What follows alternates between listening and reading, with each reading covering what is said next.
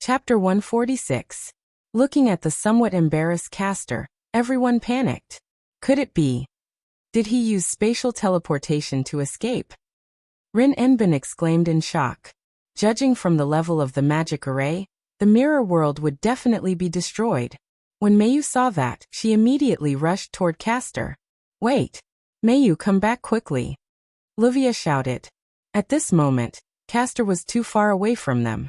Even Mayu, who was the closest to them, couldn't reach Caster before he released the magic array. Damn it, it's too late, Mayu said through gritted teeth. Mayu, stand on top. Suddenly, Ilya's voice came from behind. Mayu turned around and saw a huge pink magic ball. Mayu instantly understood Ilya's intention. The instant the mana ball arrived behind her, Mayu used her mana to create a platform and stood on it. The force of the magic ball pushed Mayu toward Caster. Rank card Lancer.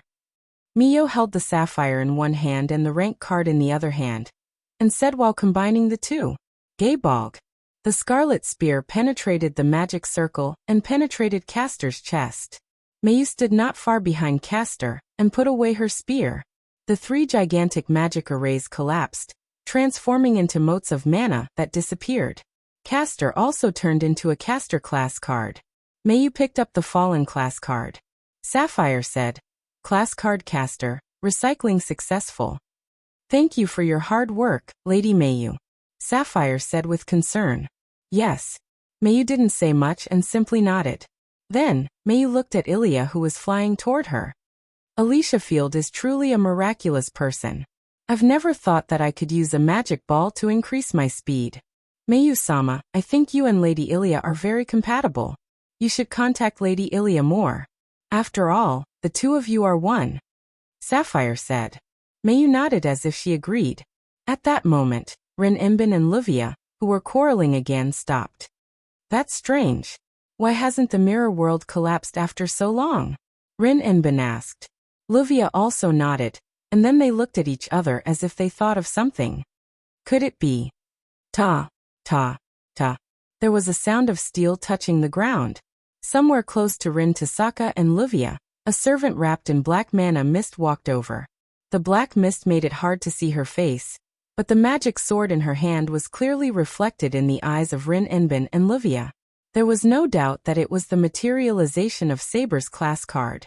Without any hesitation, Saber raised the sword that had accompanied her for her entire life in a fluid motion. A large amount of magic gathered, and then Saber swung her sword, and a powerful black magic shockwave shot toward Rin Enbin and Livia. Damn it! It's too late! Just when the two of them were in despair, a white mist appeared and offset the black magic shockwave. Heaven Age, resist God.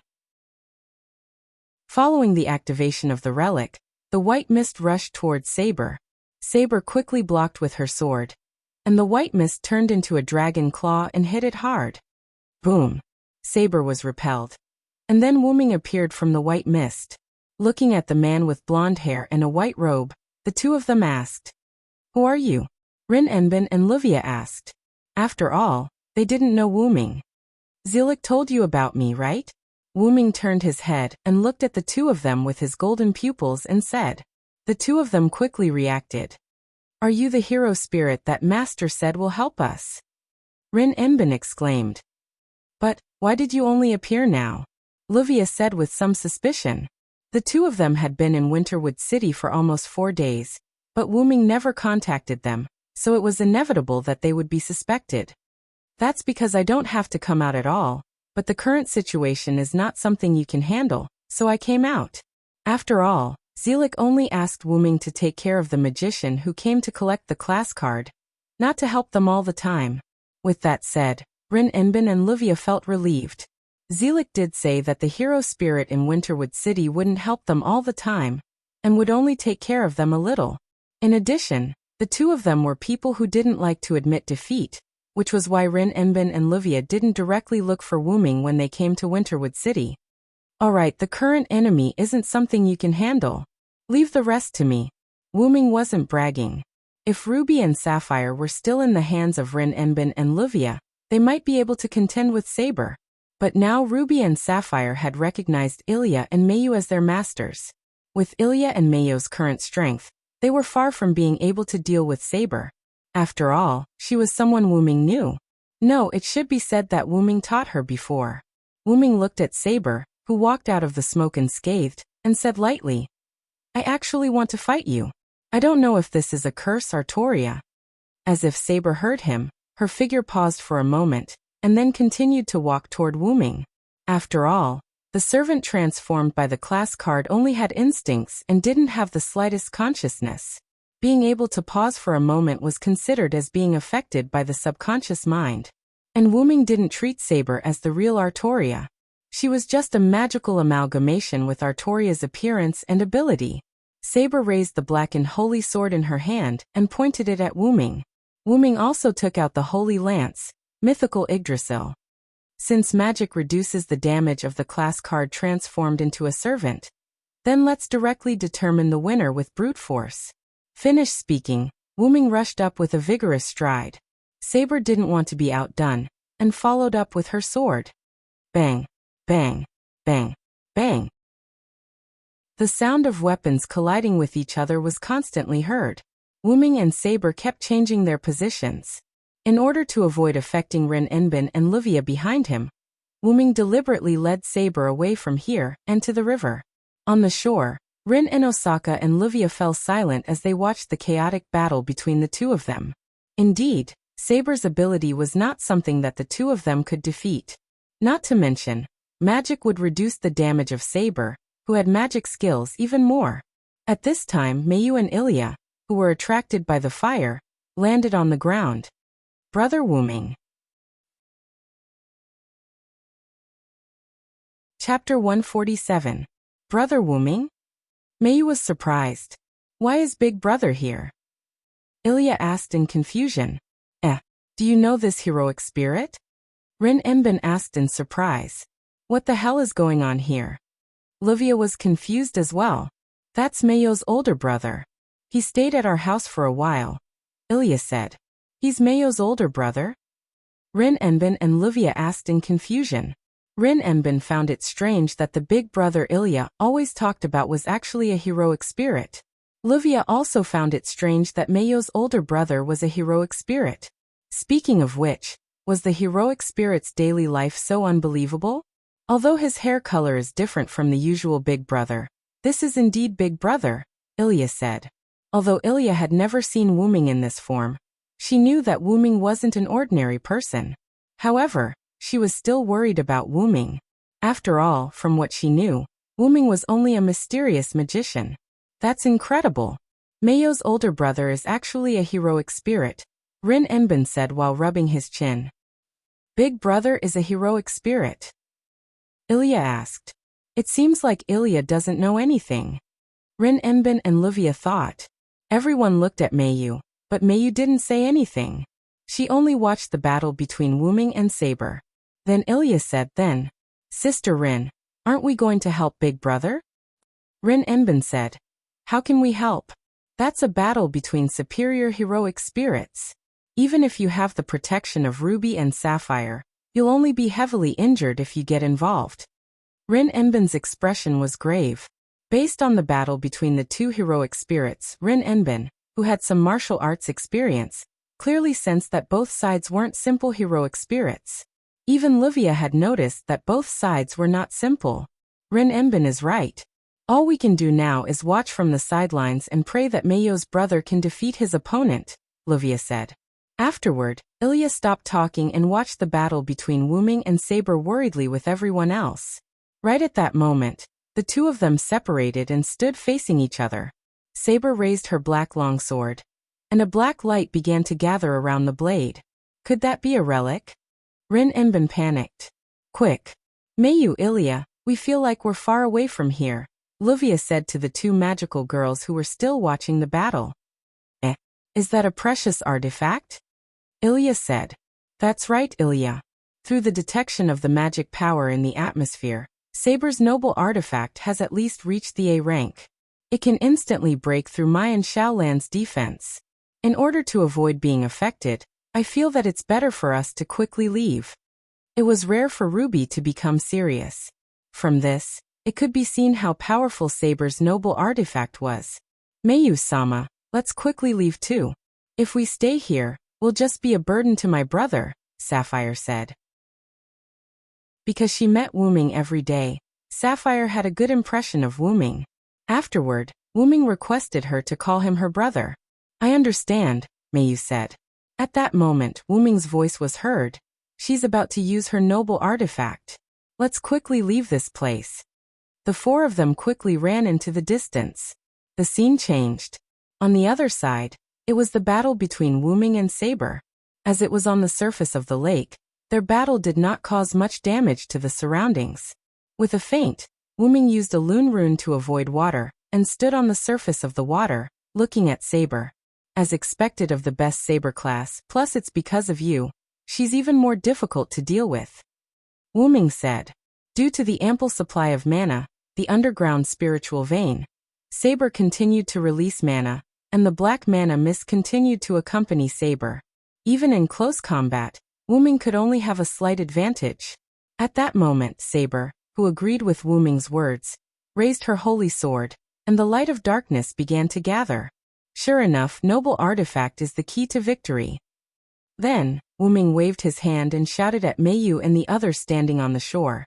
She's about to use her noble artifact. Let's quickly leave this place. Rin and Osaka and Livia, who had already seen it, began to pull Ilya and Mayu away. After seeing that there were no signs of life around, Wu-Ming also directly activated his noble artifact. My Yggdrasil. The white holy spear turned into a liquid, wrapped Wu-Ming's right hand, and formed a metal-colored arm guard. Wu-Ming's right hand was attached to the water, and a huge amount of mana began to gather around him, and then, it exploded in an instant. It seemed like a long time had passed, but in fact, only a few breaths passed, and Saber's black holy sword also gathered the light. Excalibur, Excalibur. Saber's demonic words came out of her mouth, accompanied by a huge black light curtain.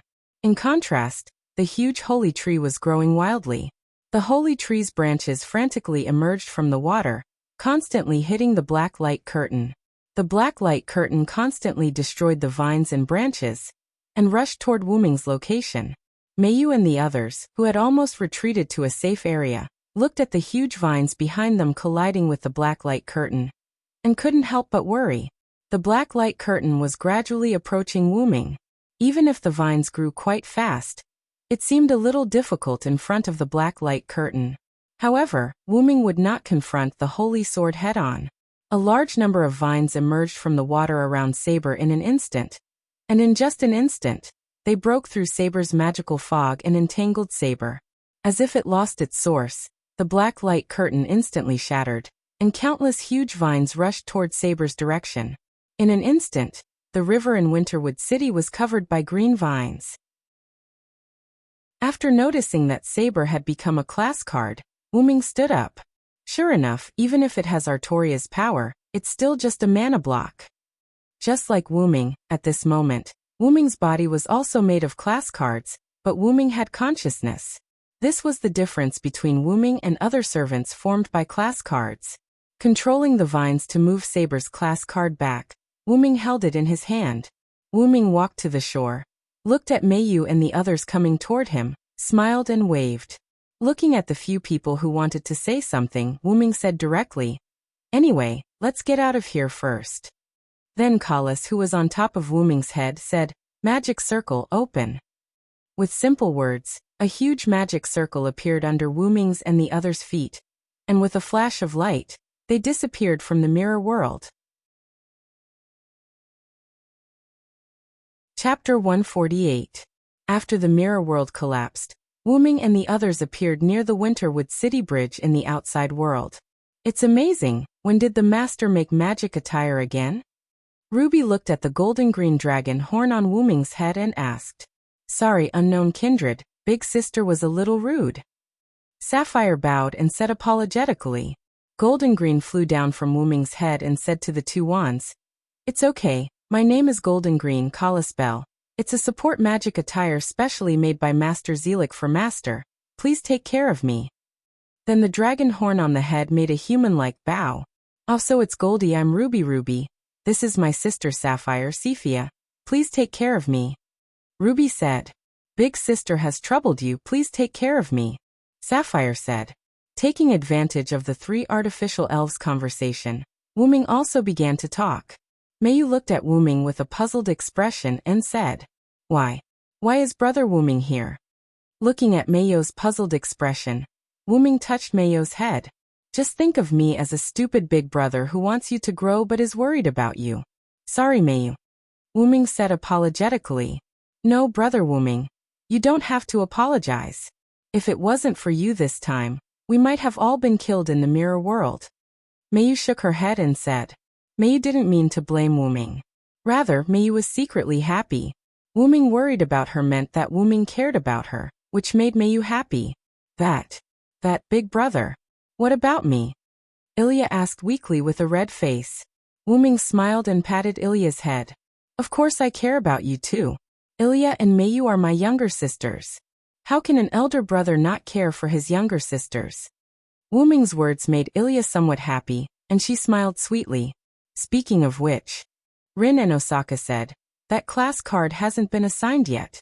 Rin Enbin looked at Wuming with a fawning expression. You barbaric monkey.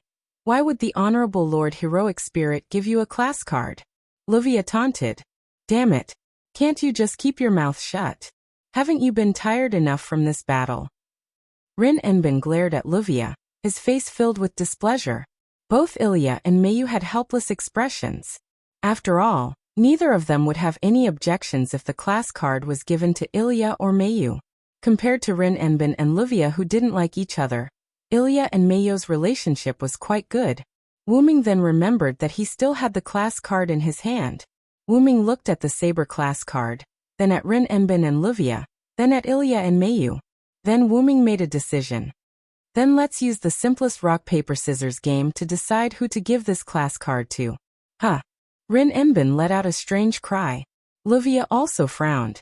It seemed that the two of them couldn't accept this method. I think this method is not bad. Ilya touched her small face and looked at Rin Enbin and Livia cautiously. In the end, Rin Enbin and Livia sighed and sent out Ilya and Mayu to decide the winner of the class card. It was a best-of-3 game. In the end, under Rin Enbin's smug expression and Livia's resentful expression, Ilya defeated Mayu with a score of 3-2 and received the saber class card. Ilya carefully put away the job class card. No matter what, this class card was given to her by her big brother. She had to keep it well. Although she didn't care who the class card belonged to, seeing Ilya's happy expression after receiving the class card, Mayu was a bit jealous. At this time Wuming patted Mayu's head and said, When we go back, I'll make you omelette rice. Wuming's gentle voice sounded. Mayu blushed and nodded. Although we still have a lot of questions, it's already very late. Let's wait until tomorrow to ask, Rin Enbin said. A wise decision. Then come to my house tomorrow, Wuming said. After discussing, Rin Enbin and Livia left first. Wuming, Mayu, and Ilya stayed behind. That was what Rin Enbin and Livia said. Aren't you Ilya's big brother?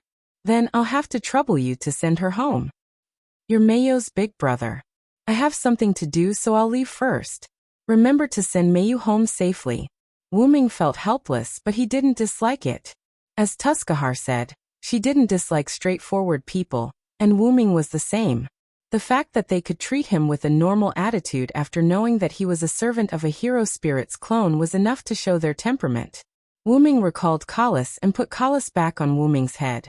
The ruby and sapphire returned to Ilya and Mayu's hands. Let's go, Ilya. Mayu and I will send you home. Wuming held Mayu and Ilya's hands and began to walk toward Ilya's house. Wuming didn't like to use the portal anymore. Now he liked to walk and enjoy everything around him. Unless there was an emergency or something important, Wuming wouldn't open the portal. On the way, Ilya carefully held Wuming's hand. I feel that Big Brother is warmer than Big Brother's hand. Ilya couldn't help but compare Shiro Amiya and Wuming and put the scales on Wuming's side. Wuming, who didn't have the ability to read minds, naturally didn't know what Ilya was thinking.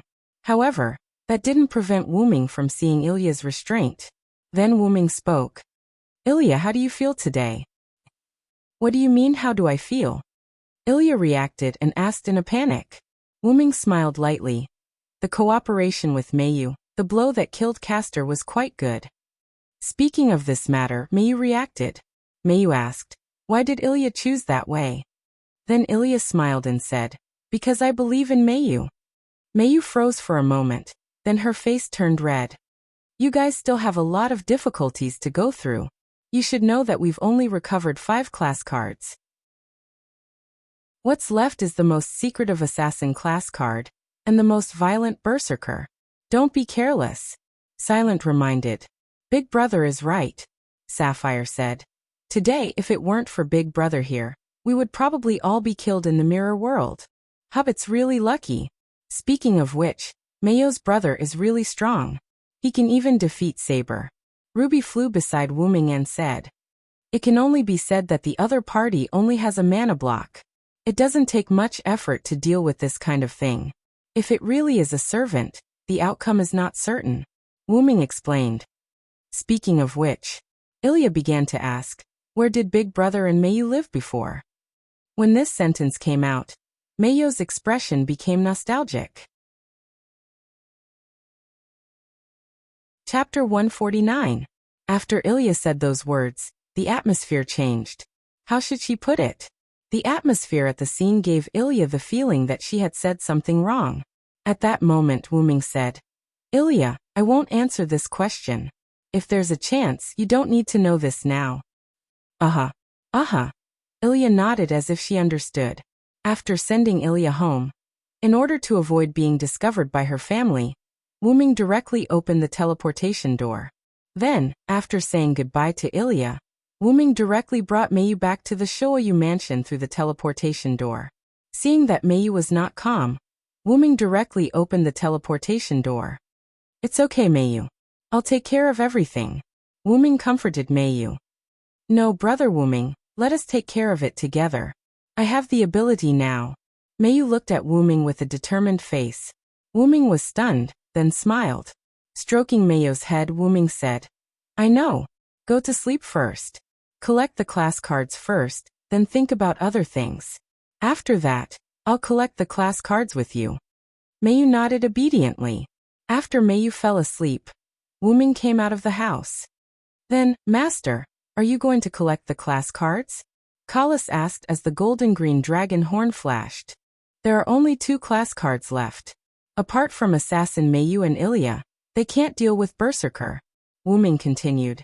They were almost wiped out when facing Saber, not to mention Berserker who sacrificed his rationality greatly increased. Then do you need to train Mayu and Ilya? Kalas asked. Wu Ming thought for a moment, then said, you can do a small amount of training first, and then do a large amount of special training after you collect all the rank cards. Yes, Master. Wu Ming sat in the courtyard, looked at the moon, and fell into deep thought. The next day, after Wu Ming sent Mayu to school, Wu Ming took advantage of the time when he was back, and went to a coffee shop. Walking into the coffee shop, Wu Ming ordered a cup of coffee. As if he was waiting for someone, Wu Ming sat down and drank leisurely. A moment later Rin Enbin ran in panting. Rin and Osaka ordered a cup of coffee and sat down. Phew. I'm not late, am I? Rin Enbin said. Because he ran over, his face was very red. Wu Ming shook his head and smiled. It doesn't matter if I'm late. After all, I have plenty of time. At this time, Livia casually walked into the coffee shop, elegantly ordered a cup of coffee, walked to Rin Enbin's side, sat down and drank leisurely. Although the two of them didn't like each other, they were facing a heroic spirit. When they had a common goal, the two of them could still work together. The two of them calmed down and looked at Wu Ming. Okay, now it's time to talk about your problem, Rin Enbin said. I have a rank card, Wu Ming suddenly said. What? Rin Enbin and Livia exclaimed in shock. The sudden voice caused everyone in the coffee shop to look over. Rin Enbin and Livia looked at the others with an apologetic smile. Then, Rin Enbin and Livia calmed down and looked at Wu Ming again. You have a rank card? What's going on? Livia asked. Yes, aren't there only 7 rank cards? Now Leyline shows that there are 2 remaining cards that haven't been recycled. Rin Enbin also asked. Wu Ming calmly took a sip of coffee then said, there are more than 7 rank cards, and I have a self-conscious rank card. Before you came to Winterwood City, the previous rank card recycler entered my mirror world and wanted to recycle me, but she didn't succeed. After that, I reached an agreement with Zelik, and I stayed in Winterwood City. Although Wuming said his origin, Wuming hid a lot of things. So, can you tell us what your rank is? Rin Enbin asked, but he seemed to be very careful. After all, this was also considered as information gathering. Caster, Wuming said directly without hesitation. Caster. Rin Enbin and Livia repeated in a strange way. Rin Enbin and Livia thought that Wuming was a lancer. After all, last night, Wuming used a white spear to fight against Saber, who was known as the best rank, and he slightly suppressed Saber. Such an existence turned out to be a caster. I don't need to hide it from you. The reason why I hid it from the Magic Association is that I hate trouble. Wuming said. Rin Enbin and Livia weren't stupid enough to ask. Aren't you afraid that we will spread your existence? The other party was a heroic spirit's clone servant, and he was also a caster who was good at magic. The two of them didn't think that someone who could fight against Saber didn't know magic. Moreover, the other party was a caster. Maybe his magic was better than his martial arts. I won't ask about the matter between you and Meiyu. I just want to know if you can really love Meiyu. Livia asked. Wuming smiled at this, as if he was ridiculing her, but also as if he was helpless. If even I don't love Meiyu, then no one in this world will love her. Is that so? I understand. Livia heard the feelings in Wuming's words, which wasn't something that a hypocrite like him could say. Then, Rin Enbin also began to ask. I won't ask about your relationship with Ilya. I just want to know if you will continue to help us recover the rank cards. Rin Enbin said. Of course, the next 2 rank cards are a bit too disadvantageous for you. I will be responsible for assisting you. Wuming replied. Indeed, Assassin and Berserker are indeed very disadvantageous for us now. Livia analyzed. Assassin who specializes in assassination. Berserker who sacrifices his rationality to increase his attributes. Oh, why are these servants so difficult to deal with? Rin Enbin complained. Moreover, the mirror world will shrink due to the continuous recovery of rank cards. If Berserker is the last to be recovered, then the mirror world is likely to become abnormally narrow.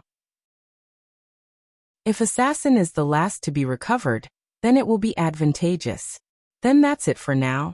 I will find time to train Meiyu and Ilya. After drinking the last sip of coffee, Wuming left the coffee shop. Livia also finished her coffee, put down the cup, and then very elegantly said to Rin Enbin. Then I will also leave first, Rin Enbin. I don't want to continue to see your face. Rin Enbin angrily looked at Livia leaving the coffee shop, regardless of the temperature of the coffee, and finished it in one gulp. Really, do I like to see your face that much? Rin Enbin said. Waiter, the bill. Rin Enbin said. Hello, this is the bill for the 3 of you, please take a look. The waiter handed a bill to Rin Enbin.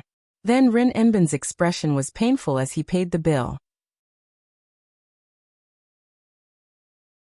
Chapter 150. In the afternoon, Wuming arrived at the entrance of Sui Kun Garden Academy's primary school and waited quietly. There were parents, older brothers, and sisters all around waiting for school to end. After waiting for a while, the bell rang, and the originally quiet school became lively. Primary school students walked out one after another. After waiting for a while, Meiyu and Ilya walked out. As Wuming had told Meiyu to bring Ilya over after school, Ilya, who originally wasn't going the same way as Meiyu, walked together with Meiyu. Brother Wuming. Meiyu called out to Wuming and quickened her pace. Big brother. Ilya waved her hand and also quickened her pace. Meiyu, Ilya, how was it? Did you have fun today? Wuming crouched down and asked the two. Amen. I had a home economics class today. I specially prepared a cake for brother Wuming. Meiyu said as she raised the small box in her hand and showed it to Wuming. Then I have to give it a good try. Meiyu's cooking will definitely be very delicious, Wuming said with a smile. Ilya was not to be outdone. She raised the box in her hand and said, I also made it. Although it might not look as good as Meiyu's, the taste won't be bad either. Seeing Ilya's flushed face due to excitement, Wuming and Meiyu couldn't help but smile. Then Ilya, did you have a good class? Wuming asked. Hey, hey, hey, I fell asleep in class today. It was Mayu who woke me up.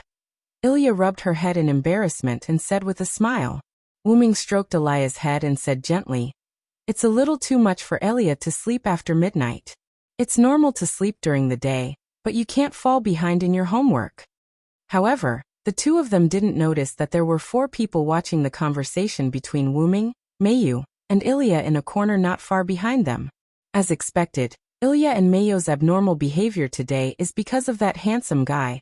A mature girl with green pigtails, Kurihara Narika, said. That might be Mayu's older brother. I've never heard of Ilya having an older brother like that, Kei-hwa. The girl with short black hair, Gue-mimi, said.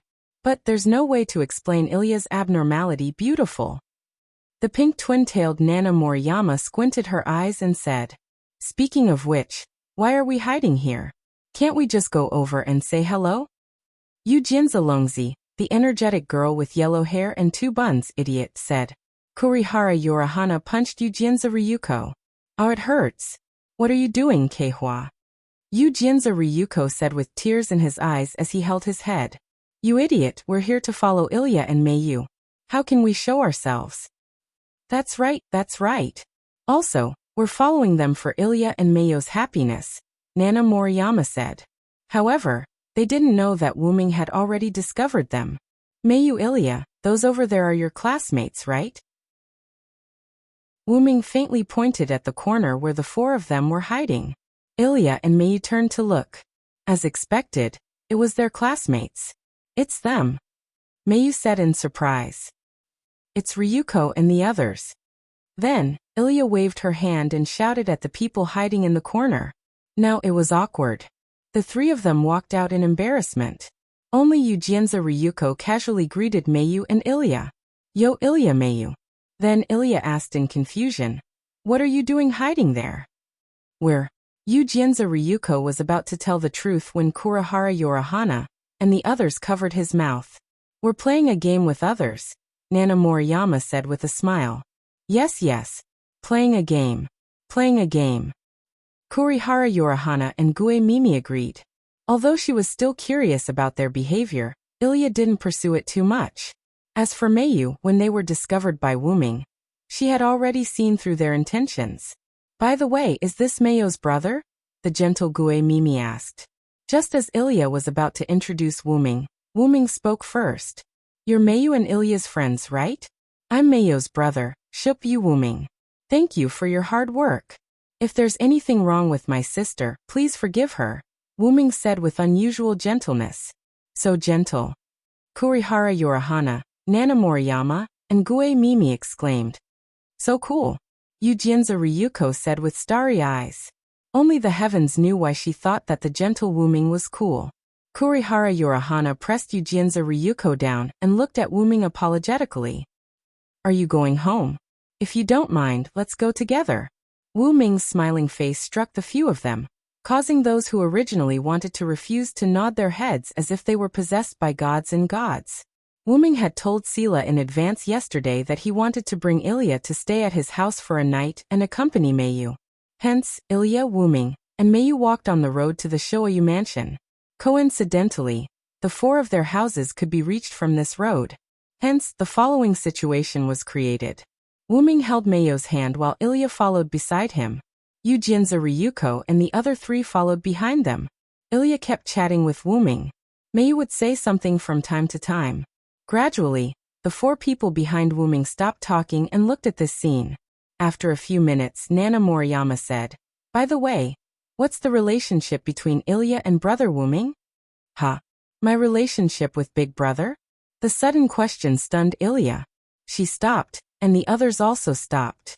Wuming replied, Actually, Ilya's adoptive brother Shiro Amiya and I are adoptive brothers.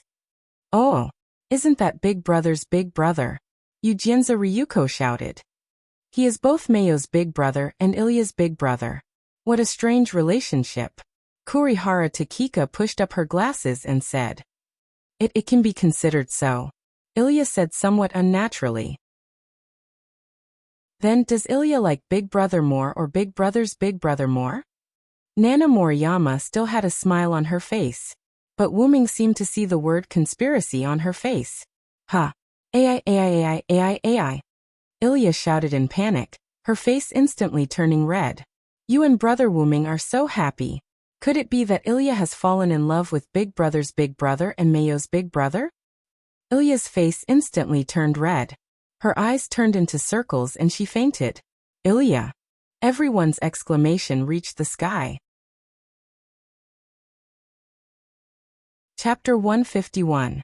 After a while, Yu Jianze, Zhe Longzi, and the other three left one after another because they had reached a place where they needed to turn. Wuming and Meiyu walked on the road, while Ilya was carried on Wuming's back. Her face was red with embarrassment. Previously, Ilya, who had a weak tolerance, had fainted from Nanao Tortoise Moriyama's words. Wuming had no choice but to carry her on his back. Ruby and Sapphire flew out from Ilya's and Mayo's school bags and floated in the air. I didn't expect Ilya to be so pure. You can't take it after being said a few words? Although love is also a magical girl's right, it's obvious that you're not qualified, Ilya, Ruby said in a strange tone. Ugh. Ilya, who had long since woken up, buried her head on Wuming's back. Ilya, who was already extremely embarrassed, became even more ashamed after hearing Ruby's ridicule. Please have mercy on your words, sister, Sapphire said from the side. Meiyu suddenly said, it seems that Ilya likes Brother Wuming very much. Looking at Meiyu, who was looking ahead, Wuming used one hand to drag Ilya and freed one hand to casually stroke Meiyu's head. What, are you jealous? Wuming teased. No. Meiyu turned her slightly red face away and said in an unnatural tone. Is that so? What a pity. I still want to carry you next time. In that case, forget it, Wuming said with a smile. Meiyu instantly turned her head away and looked at Wuming with her red little face. Ha ha ha, I'm just kidding. I'll carry you next time. Wuming laughed loudly. Big Brother and Meiyu have such a good relationship. Ilya, who was lying on Wuming and watching the interaction between the siblings, said, Are you jealous too, Ilya? Wuming turned to Ilya. That's not it. I was just saying. Magical girls have to face their own hearts, Ilya. Ruby teased again. You are very annoying, Ruby. Ilya's eyes were filled with tears as she waved her arm, wanting to hit the Ruby. Wuming hurriedly comforted Ilya when he sensed her shaking on his back. Calm down, Ilya.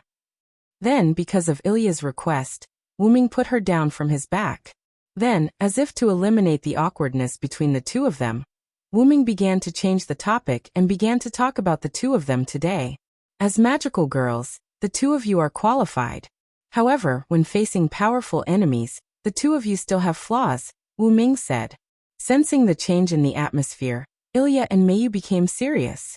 Especially when encountering unexpected situations, Meiyu's performance is much better than Ilya's. After hearing Wuming's words, Ilya subconsciously lowered her head. Wuming patted Ilya's head comfortingly, but there was nothing that could be done about it. After all, Meiyu came into contact with magic after being adopted by Wuming. After so many years of influence, Meiyu was much more mature than Ilya in all aspects. And Ilya was only a 10-year-old elementary school student.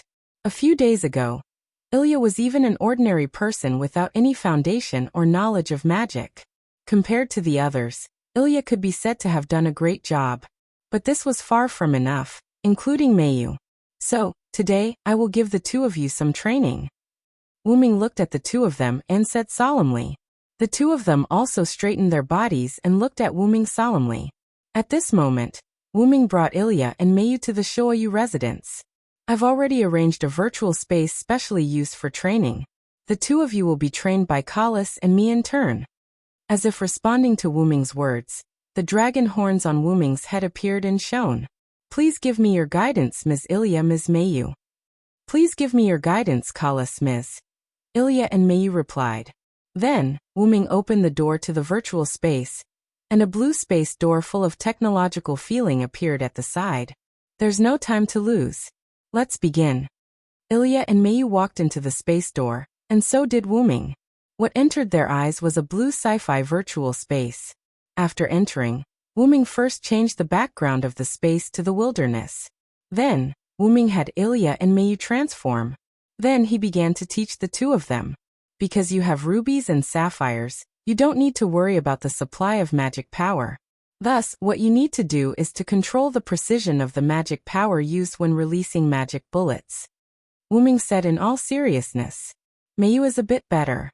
As for Ilya, a lot of the magic power consumed when releasing magic bullets is dissipated in the air, due to her improficiency. Ilya and Meiyu were lost in thought as they recalled. So you need to control the output of magic power more precisely, and use less magic power to release more powerful magic bullets. Take Ling and Livia for example. If the two of them transform, the magic bullets they release will be much more powerful than yours. Then, Wu-Ming concealed the method of controlling magic power for Meiyu and Ilya, and the two of them began to practice. It had to be said that Ilya and Meiyu were extremely talented. In just a few hours, the two of them realized what Wu-Ming said about using less magic power to achieve greater results. Then, let's begin the training of cooperation. After saying that, the colossus above Wu-Ming's head left Wu-Ming and flew into the air. Next, I'll train the two of you. I'll use the virtual enemies in this space to attack the two of you. After saying that, the virtual enemy rider Medusa, that Meiyu had killed with Gibalg appeared. Ilya and Meiyu were somewhat puzzled as to why Colossus would project an enemy that had already been defeated. Don't underestimate Ryder. If it weren't for the fact that she was releasing her noble artifact at that time, Meiyu wouldn't have had the chance to get close to her.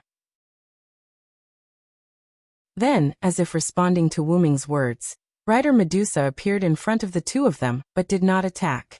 Then, the two of them instantly acted as if they were facing a great enemy and no longer underestimated each other.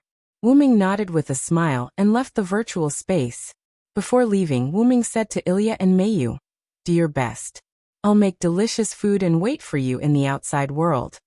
As if receiving a large number of buffs, Ilya and Meiyu summoned their fighting spirit. At this age where one was unwilling to admit defeat, even Meiyu would not surrender to an enemy that she had already defeated. The training began. Wu-Ming walked out of the space. Seeing that it was not too late, he began to prepare the food. Chapter 152. When Wu-Ming was almost done with the meal, Meiyu and Ilya walked out of the virtual space. The two of them were in a sorry state and were panting. Colossus flew to Wu-Ming's head and said, "Master, the training is complete." "Thank you for your hard work, Colossus," Wu-Ming said. Then Wu-Ming looked at Ilya and Meiyu. "How is it? Do you have any thoughts?" After saying that, Ilya said with a mournful expression, "I don't feel good at all. Why is it that after defeating one enemy, several more will appear, and they're all different enemies? There are even monsters that I've never seen before." Hearing Ilya's complaints, Wu-Ming smiled awkwardly. Then Wu-Ming quietly asked Colossus, "Didn't you lighten the training, Colossus?" "I set up the limit training according to Miss Ilya and Miss Meiyu's current strength, Master," Colossus said calmly. "That's good too. Sweat more during normal times and bleed less during wartime." Then Wu-Ming patted Ilya's head and said, "All right, Ilya, hurry up and clean up your body. I've already made delicious food. If you don't eat it, it'll get cold." That's right, that's right. Ilya, look at Meiyu. Why are you still complaining?" Ruby complained. Ilya looked at Meiyu, who did not complain, and sighed. "Meiyu is really strong. She doesn't miss me at all." Only then did Ilya realize how perfect Meiyu was. Be it mathematics, art, housekeeping, or sports in school, she was perfect. She was a perfect superhuman. Moreover, she was much more mature and stable in combat than her. Ilya could not help but think that if Big Brother did not appear when Saber appeared, not to mention Meiyu, she might. No, she would definitely panic. After hearing Ilya's words, Meiyu shook her head and said, "It's not like that, Ilya. I also envy Ilya. She has an ordinary life and can go to school happily every day. She has friends who care about her. I'm really envious." Seeing Meiyu like this, Ilya was at a loss. Then she reacted and held Meiyu's hand. "Meiyu, you have everything now. You have to be happy." Meiyu looked at Ilya's smiling face, then looked at Wu-Ming who was smiling at him. The corners of Meiyu's mouth curled up. Then he nodded heavily. "Okay. All right, the food is really getting cold," Wu-Ming said. "Ah, Big Brother's delicious food, I'm coming." Wait, Ilya." Seeing Ilya pulling the flustered Mayu into the house, Wuming helplessly smiled and shook his head. After eating dinner and resting for a while, Wuming let Mayu and Ilya go to sleep. After all, you have undergone special training, and will have to retrieve your class cards later. It's better to sleep first, Wuming said. Because the virtual space set up by Wuming could control the time, it looked like Mayu and Ilya had trained for a few hours, but in fact they had trained for 3 times the time in the outside world. Then, let's first prepare the things to deal with Assassin, Wuming said to Kalas. Yes, master.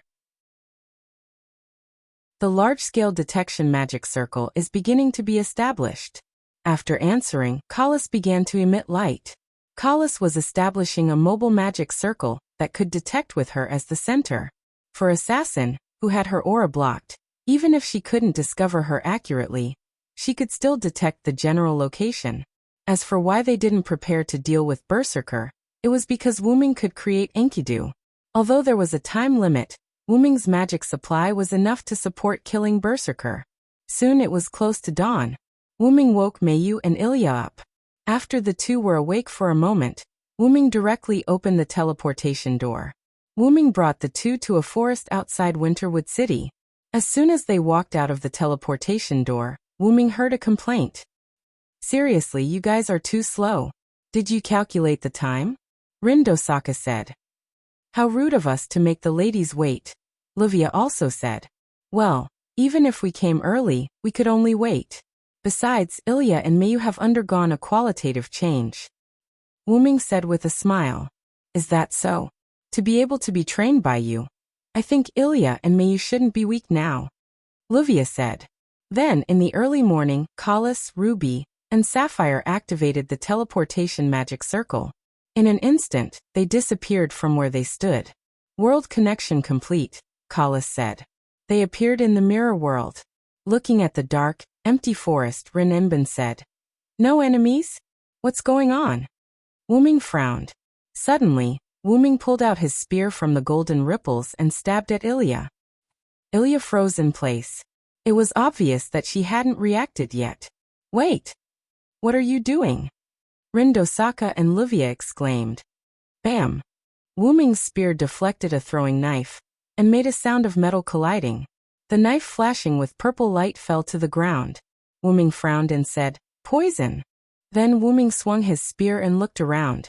He said to Ilya and the others, Be careful, it's Assassin this time. Rindosaka and Livia, who had just calmed down, panicked again. After all, an invisible enemy was the scariest. Mayu patted Ilya's back and comforted her. Are you okay, Ilya? Ilya finally reacted and looked at the knife on the ground with lingering fear. She shook her head and said, I'm fine. Then, Ilya looked at Wuming, who was looking around with a serious expression. Big brother. After all, it was a class card incarnation without intelligence. Wearing black clothes and a skull mask, Assassin walked out of the forest. Wait. What's going on? Rindosaka couldn't help but shout. Assassins kept walking out of the forest, one after another. Clones. Wuming immediately determined the abnormality in the number of opponents. Wuming used his naked eye to estimate that there were about 50 of them. Wuming immediately let Kalas detect. After detecting the abnormality in the opponent's magic power, Wuming said, Don't be afraid. The opponent is a physical clone. Although it's a clone, its strength has greatly decreased. Moreover, as long as we find the real one and kill it, the other clones will also disappear. At the same time, he also patted Ilya's head, who had lost her fighting spirit. It's okay, Ilya. I'm here. Okay. Ilya looked at Wuming and finally nodded heavily. At this moment, the assassins charged forward. Chapter 153. The moment the other party rushed forward, Wuming said a few words and rushed forward as well. Take care of yourself. Wuming dashed into the assassin group and started a massacre. None of them could withstand Wuming's attack. Wuming did not win in terms of strength, but in terms of technique. Wuming, who did not have high stamina, attacked Assassin with a speed and technique that they could not react to. Rin Enbin and Livia stood back to back with gems in their fingers as they fired at the assassin group that was surrounding them. Ilya flew into the sky. As Mayu had returned the flight pendant, Mayu was using her own method to stand in the sky. The two of them continued to fire magic bullets at the assassin group. The two of them had completed the special training, and the magic bullets that they fired were enough to destroy the assassin's clones in one hit. As time passed, the crowd noticed that the number of assassin group did not decrease. Wuming also noticed the problem. Therefore, Wuming asked Kalis, "Kalis, can you detect which one is the real body of the enemy?" 6 o'clock, 110 meters away. After hearing Kalis's words, Wuming immediately looked at the 6 o'clock direction. There was a woman with long purple hair and a skull mask standing there. Wuming held a spear in his hand and activated his relic. Holy Yggdrasil. Wuming used his relic to activate Yggdrasil and charged towards the purple-haired woman with a spear that pierced through everything.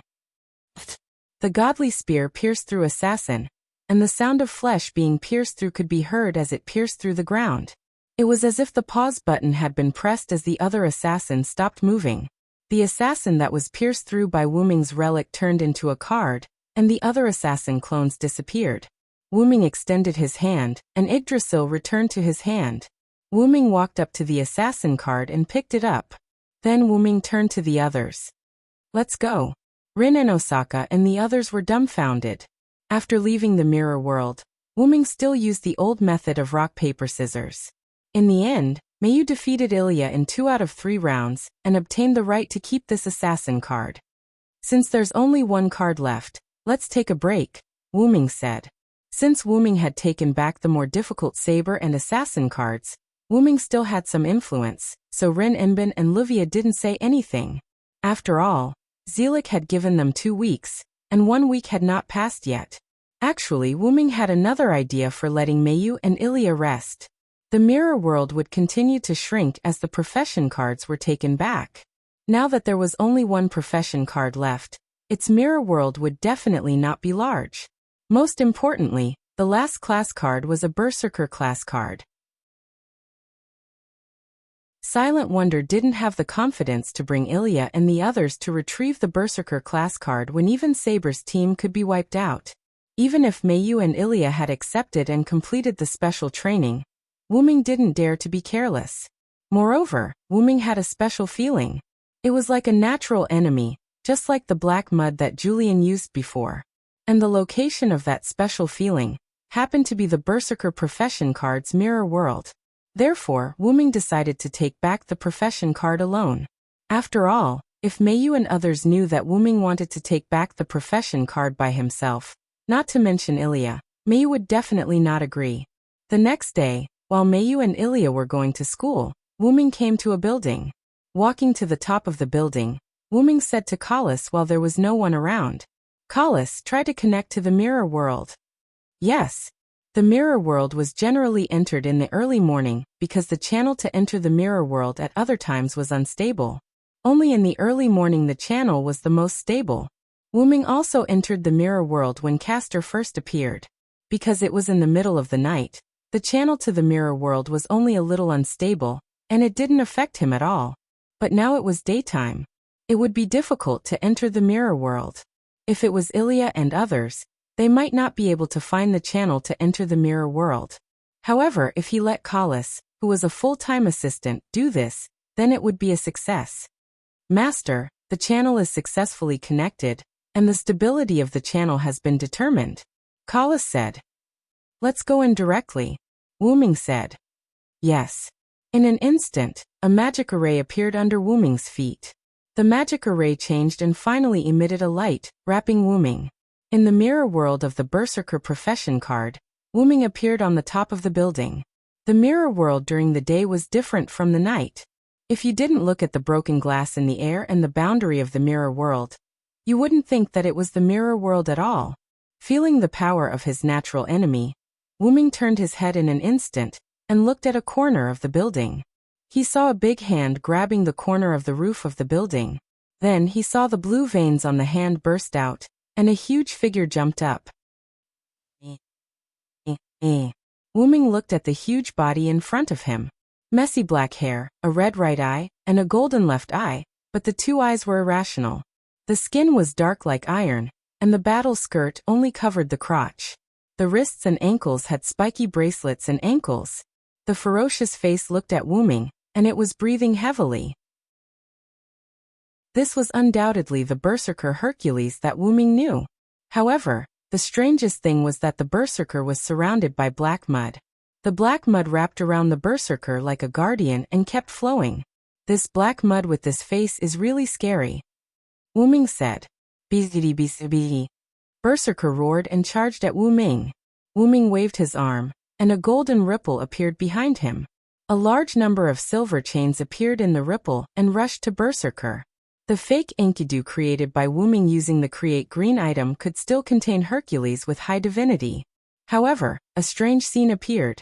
The fake Enkidu wrapped around Berserker's body, preventing him from moving. However, the surrounding black mud corroded the Enkidu.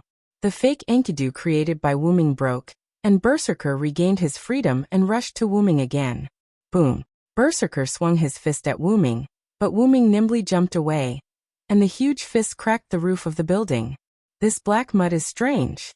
Wu Ming frowned and said, logically speaking, even if the fake created by Wu Ming had this attribute, it shouldn't be so fragile. The black mud was like hot water poured on ice, and it instantly corroded the Enkidu created by Wu Ming. This is troublesome. Wu Ming frowned and said. Chapter 154. The empty building was riddled with holes at this moment. From an architectural point of view, the building was no longer able to support itself, but for some unknown reason, it continued to remain standing. The color of the sky gradually turned orange-red, and the sun had set. Flagelak, sword of the war god. Berserker, whose body was red, fell to the ground with a thud. A ray of light pierced through his chest, leaving a big hole in his chest. Berserker turned into a card and fell to the ground. Wu Ming stood not far from Berserker and breathed a long sigh of relief. On the ground in front of him was a ruined stone ball that was emitting black smoke. Sure enough, facing the resurrected Berserker, backlight sword will determine that the opponent is using his trump card. Wu Ming said.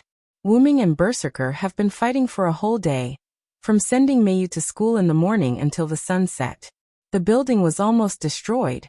The reason why it didn't collapse was that Wu Ming constantly set up loon magic on the building when he was fighting with Berserker.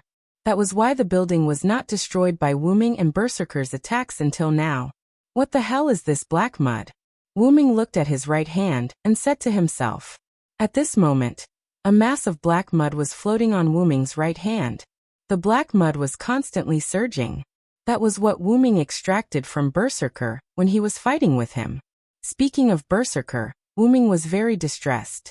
Because Berserker's body was wrapped in black mud, the Enkidu made by Wu Ming would be corroded by this special black mud. Coupled with Berserker's resurrection noble phantasm, it was really a headache. After Wu Ming killed Berserker's rank card user, he gave the rank card to Kalis for analysis. Naturally, he knew that Berserker had 12 lives, and he would be resistant to weapons or attacks that killed him. That was why Wu Ming said it was troublesome. Wu Ming did not try to use his noble phantasm to test the corrosion of the black mud. Instead, he used Create Great item to create some noble phantasm that could last for a while. Wu Ming used all the relics that he knew that could kill Berserker. This included Yggdrasil, Meteor Silver Meteor, Gibalg Excalibur, Kalidbalg Aroundite, Excalibur, Kalidbalg, Wu Ming's noble phantasm, Excalibur, Kalidbalg, Aroundite, Excalibur, Excalibur, Kalidbalg, Excalibur, Excalibur, Excalibur, Kalidbalg Unbreakable Lake, Excalibur, Excalibur, Excalibur, Excalibur Gallatin, and all the other noble phantasms that Wu Ming was familiar with, including Wu Ming's own noble phantasm, Heaven Age. Wu Ming made these fake noble phantasms. Although the noble phantasms would break after releasing them, there was no doubt that these noble phantasms consumed one of Berserker's life. In addition, Wu Ming used noble phantasms Enchanted God's Seal and the Nameless Spellbook to kill Berserker 11 times. In the end, Wu Ming used the backlight sword, Flagelak, and successfully killed it 12 times. If it's Ilya and the others, they probably won't be able to defeat this monster. Wu Ming said. Of course, if there was no miracle. Wu-ming picked up Berserker's class card on the ground and said to Kalas, "Let's go, Kalas." "Yes, master." Then Wu-ming left the shattered mirror world. In the real world, Shoasuke's residence. Meiyu and Ilya, who was worried about Wu-ming, sat together in the house with a worried expression. "Ilya. Meiyu. What happened?" Rin Enbin and Livia arrived at the entrance of Shoasuke's residence and shouted, "Ah! Sister Rin and Sister Livia are here." Ilya immediately stood up and went to greet the two. "As soon as we heard that something had happened, this monkey and I rushed over." "What happened?" Although Rin Enbin was a little angry at Livia's way of addressing them, he endured it. "Yeah, what happened? Why did you call us over in such a hurry?" Rin Enbin said. "That big brother is missing," Ilya said worriedly. "Missing?" Rin Enbin and Livia were confused. Although the two were curious about Wu-ming's whereabouts, they didn't think that he was in any danger. After all, Wu-ming was someone who could take Saber's attack head-on, and even defeat her. "Anyway, don't worry. I believe that with Wu-ming's strength he'll be fine." Rin Enbin comforted them. "That's right. Meiyu, don't worry. Wu-ming must be delayed by something." Livia also comforted Meiyu. At this moment, Wu-ming walked into Shoasuke's residence. "Huh? Why is everyone here?" Wu-ming was confused. Then, Wu-ming saw that the sun was about to set and realized something. Wu-ming and Berserker fought for an entire day. Not to mention that Meiyu didn't see Wu-ming after school. Wu-ming only came back now. He had been missing for too long. Wu-ming wanted to say something apologetically, but Meiyu's next action interrupted him. Meiyu hugged Wu-ming tightly. Rin Enbin and Livia didn't say anything. Ilya looked at Meiyu worriedly. "Brother Wu-ming, don't leave me." Meiyu choked. Meiyu had never cried before. Meiyu had always been strong. This was the first time Wu-ming saw Meiyu cry. Wu-ming's face softened. He looked at Meiyu gently and patted Meiyu's head. "Sorry, Meiyu, forgive me this time. I won't leave you." Then no one said anything or did anything. They just quietly looked at the brother and sister. Soon Meiyu put away her emotions. Wu-ming and the others came to the living room and sat down. Wu-ming took out the Berserker class card and put it on the table. "This is the Berserker class card." Rin Enbin and Livia were confused. "You entered the mirror world during the day?" Wu-ming nodded. "Kalas has the ability to enter the mirror world during the day. I knew that Berserker wasn't someone you could deal with, so I entered Berserker's mirror world alone." Rin Enbin nodded in agreement. After all, Silent Wonder had admitted that he had fought with Berserker for an entire day.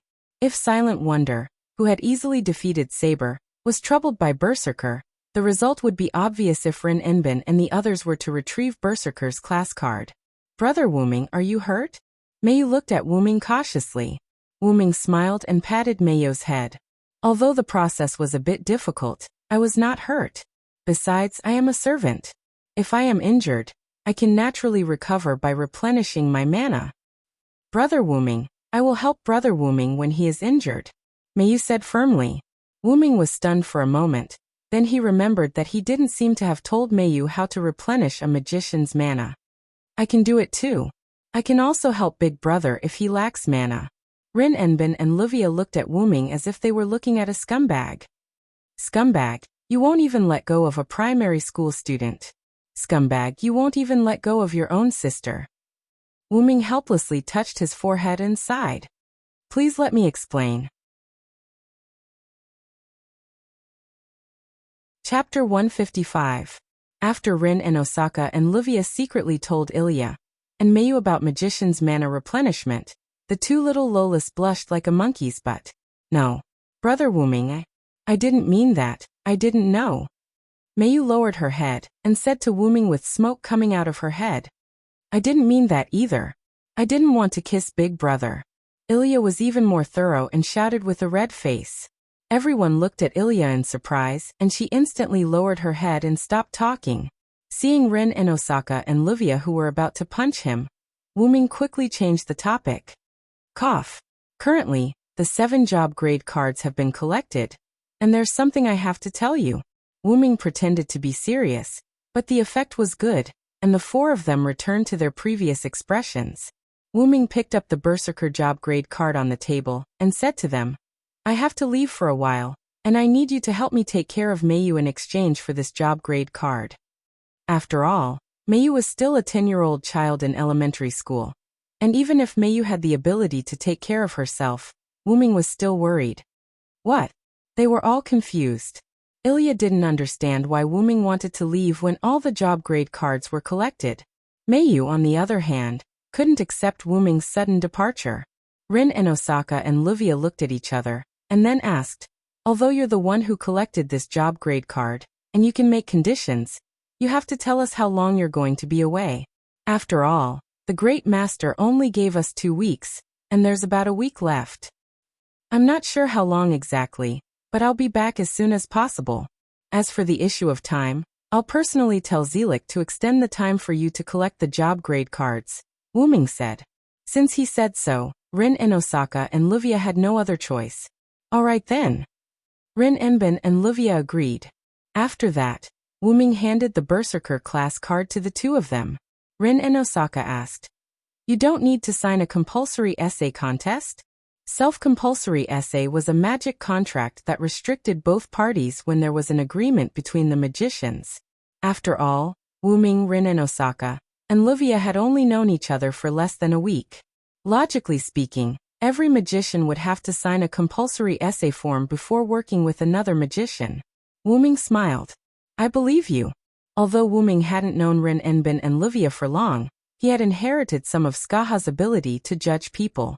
Rin Enbin and Livia were both upright magicians, unlike the usual treacherous and sly people.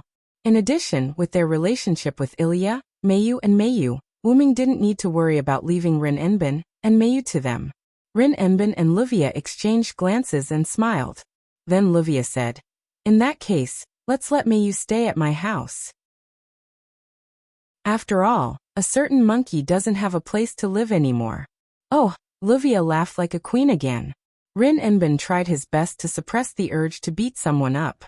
With a sad face he asked Meiyu, what do you think, Meiyu? Okay. Meiyu nodded. Actually, it didn't matter who took care of Meiyu. It didn't matter at all. Then let's do it this way, Ming said. Then, Ming looked at Meiyu. Meiyu, Big Brother will only leave for a short while. It won't be long. I know, Brother Ming. I will wait for you to pick me up at Sister Livia's house, Meiyu said firmly. Big Brother, I will also take care of Meiyu. When you come back, Meiyu will definitely be healthy. Ilya raised her small hand and said, Ilya, I'm afraid you can't even take care of yourself, let alone take care of Meiyu. Ruby ridiculed from the side. Ruby, shut up. Ilya grabbed the Ruby with a red face. Looking at this pair of enemies, everyone laughed. At night, after eating dinner, Ming sent off the others, including Meiyu, who was about to move into Livia's house. At this moment, the Shoyu residence was already empty. Ming moved his fingers a few times and set up a few boundaries. There were permanent boundaries such as idle person dispelling, automatic cleaning, and so on. Looking at the completed boundaries, Ming nodded with satisfaction. It's time to go. After saying that, Ming's body transformed and turned into a class card. The class card Ritu could move on its own, and flew out of the Shoyu residence in a certain direction. In the Shape Moon world, inside the origin, a huge dragon silhouette was sleeping. After an unknown amount of time, Ritu's consciousness awakened. The huge dragon silhouette opened its eyes, and its body began to move. As the dragon silhouette's body moved, the originally pitch-black dragon silhouette instantly glowed, and revealed a pure and holy dragon body. Ming felt extremely comfortable after Ritu's body was unlocked. So this is the true way of the origin dragon's growth. The huge white holy dragon muttered to itself. Ming felt completely different from before, and understood what he had to do next. Originally, Ming wanted to use the 2 restraints of the Shape Moon world to search for the origin of the black mud. However, the 2 restraints told Ming that the black mud came from the Shape Moon world's origin. It was a foreign substance that flowed into the Shape Moon world's origin from the inside of Ming's origin, a unique kind of evil of this world that was created when it fused with the evil of this world. Even the 2 restraints couldn't figure out the origin of this substance. After knowing that his current exploration was fruitless, Wuming decided to go to other worlds to find the answer himself. Before that, Wuming also asked the two restraints to not take too long when he returned to Mayo's world. For the two restraints who controlled countless parallel worlds of the Shape Moon, this was a simple matter. After everything was prepared, Wuming flew out of the origin and entered a space-time tunnel that connected countless dimensions. Wuming once again entered an unknown world. In a certain world, in a mysterious realm, a young girl looked at a certain place and said, "Ah, where's the special outer god?" In the outside world, in Italy's Sardinia, a ripple appeared in the air, and a huge white dragon shadow appeared. The dragon's ruby-like eyes looked at the sky, a bit confused. "I don't feel the existence of the origin. Is this a new world?" The origin that Wuming spoke of was a unique source of magic in the air of the Shape Moon world. In the Gods era, the origin provided most of the magic needed by magicians. Therefore, the magic of the Gods era was unmatched by modern magicians after the origin's disappearance. The world that Wuming came to was similar to the world that Wuming went to before, where the origin did not exist. Therefore, Wuming concluded that there was nothing unknown in this world. Wuming looked at the ground and found that he was in the air above a large island. At that moment, a strange phenomenon appeared.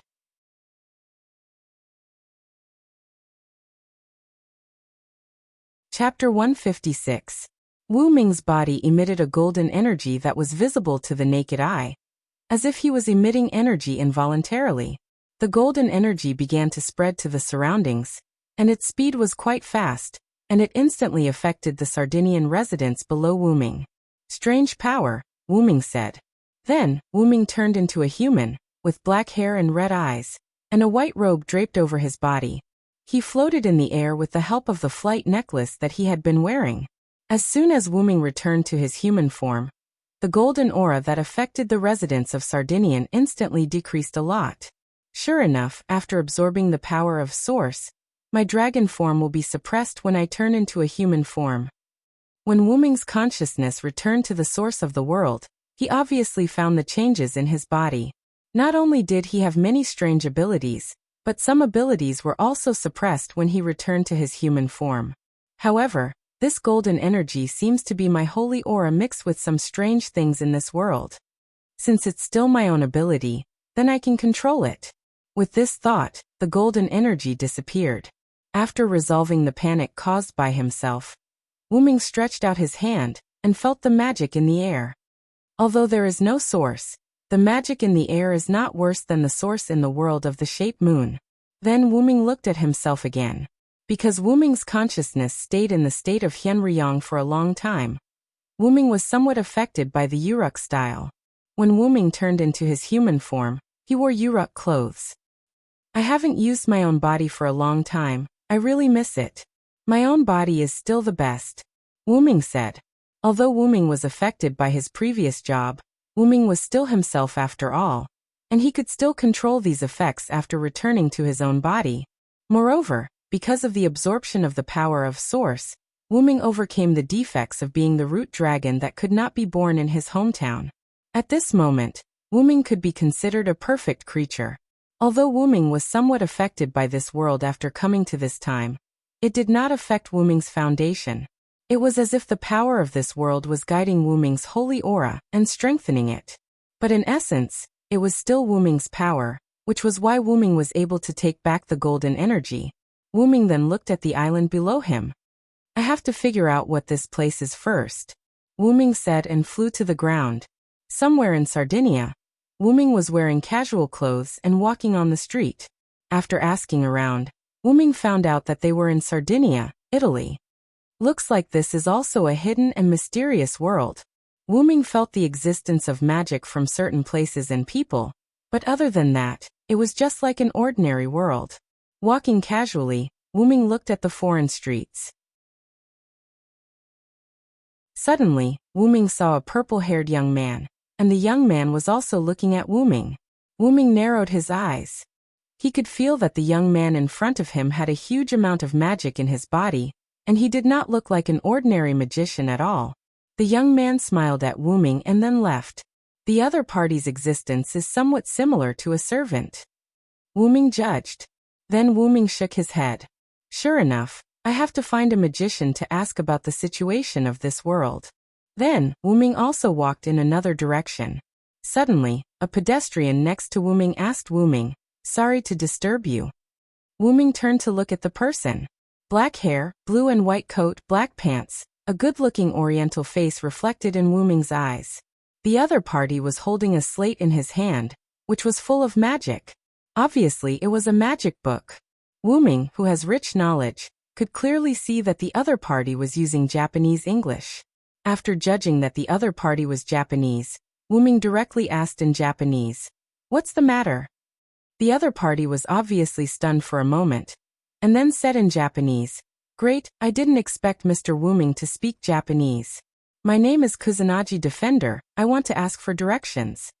Wu Ming immediately said, "I'm sorry Mr. Kusanagi, I'm not a local, if you want to ask for directions, I can't help."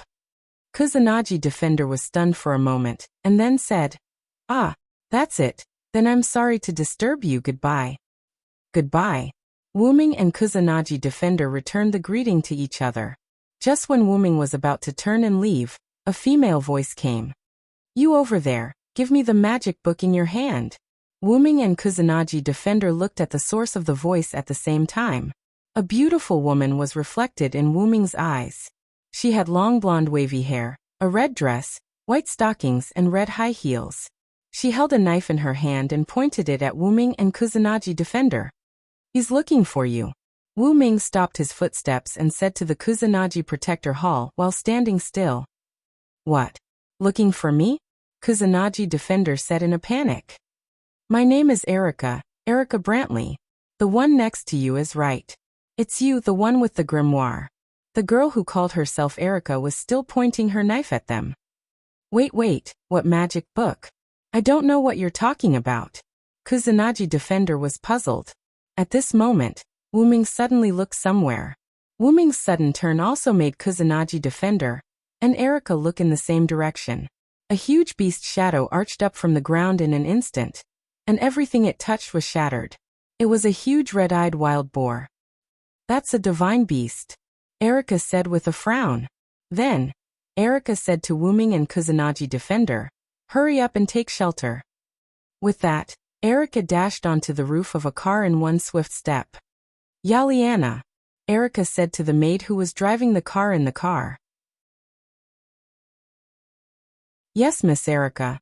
Yaliana started the car in an instant, and ran with Erica toward the huge wild boar. "What the hell is going on?" the Kusanagi Protector said to himself calmly. Wu Ming smiled and then said, "You don't need to know this, you'd better take shelter." After that, Wu Ming strode in the direction of the wild boar. "Hey, let's take shelter together," Kusanagi Defender said worriedly. Wu Ming was a little surprised. Wu Ming did not expect this guy to be so calm. "You should go by yourself. I don't want to miss a guy who seems to know a lot of things." With that, Wu Ming suddenly jumped and moved toward the wild boar along the building. Kusanagi Defender could not believe his eyes, and rubbed them violently. I think I'd better take shelter."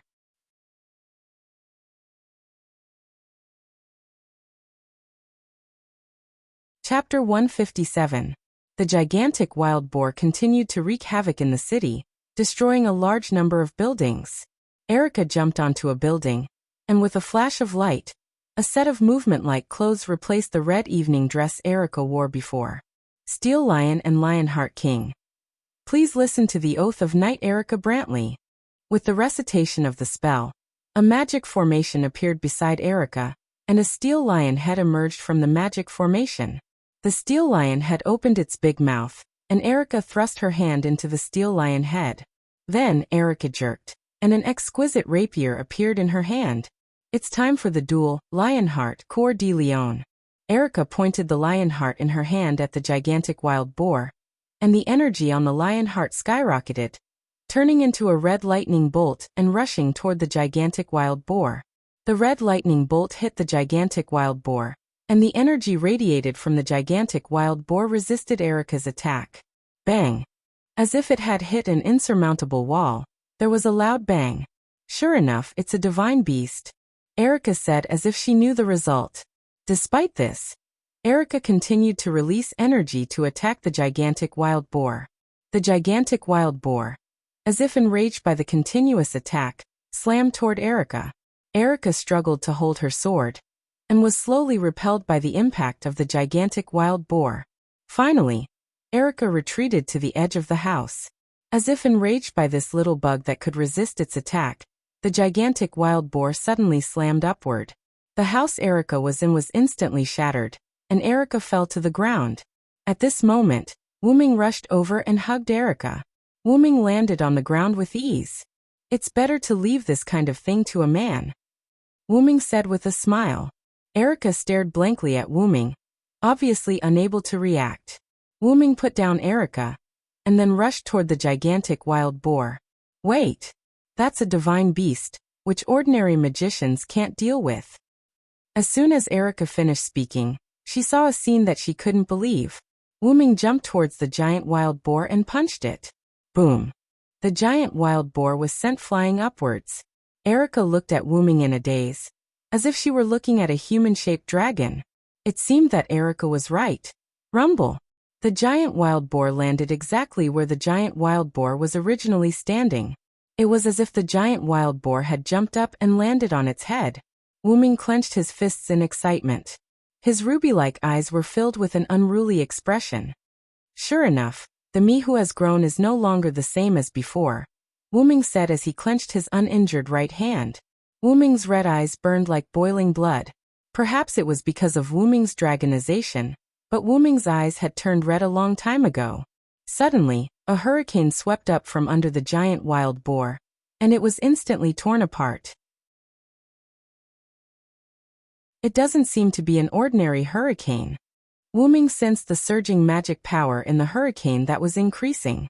It increased by about the same amount as the giant wild boar that Wuming had just knocked down. Just as Wuming was about to attack, the hurricane instantly dissipated. Wuming saw a purple-haired figure in the ruins again. Is it that young man from earlier? Wuming took a closer look. As expected, his senses were right. He must have something to do with this. The purple-haired young man smiled at Wuming again, but this time, it was a smile filled with fighting spirit.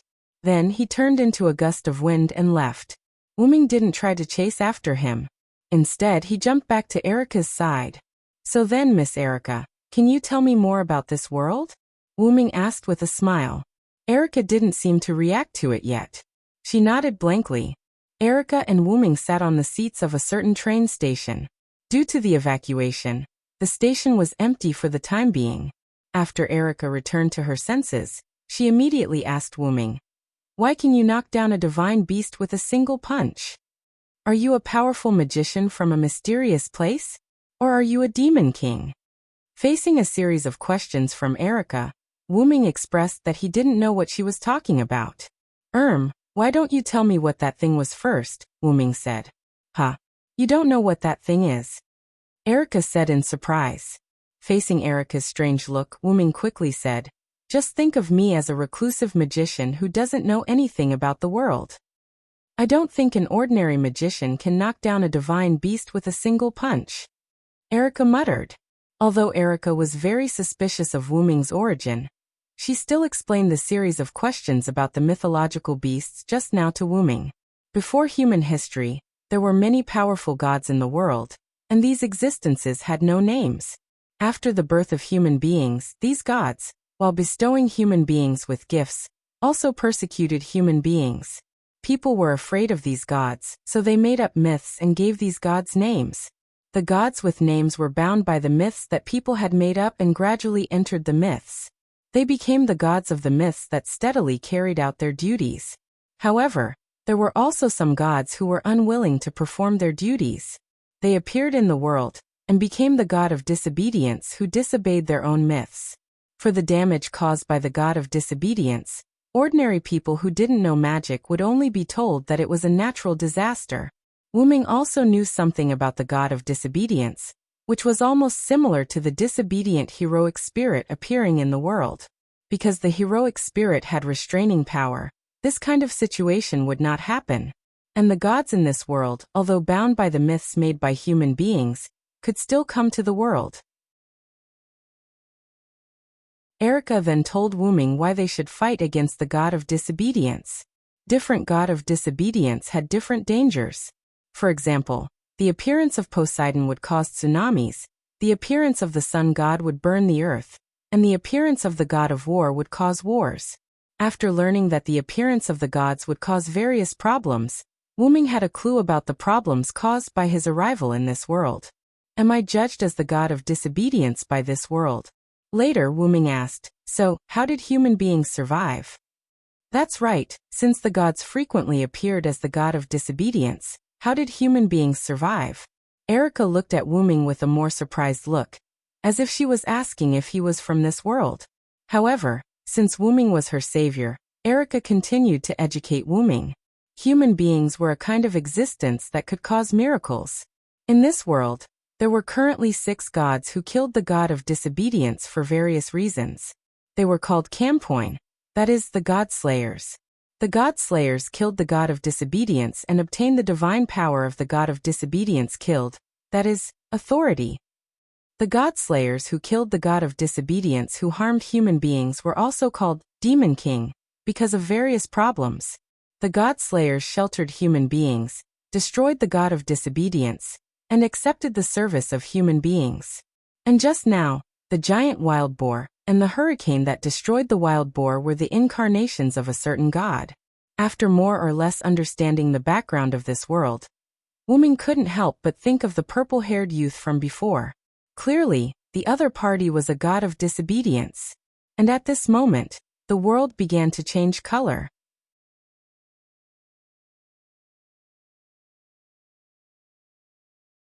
Chapter 158. The sky was instantly filled with dark clouds, and the ground was filled with smoke. It began to rain like a storm. Thump, thump, thump. The ground shook. It was the sound of a giant creature moving step by step. Wuming and Erica looked toward the source of the sound. In the distance, the figure of a giant appeared. The giant's body was several hundred meters tall, and part of the giant's body was covered in a grayish-black ancient armor. The exposed skin and muscles were knotted together, making it seem particularly powerful. The giant's long white beard blocked the giant's nose and mouth, and its 2 white eyes, which seemed to have no sense of reason, hung in the sky like 2 huge copper bells. That's... Erica exploded.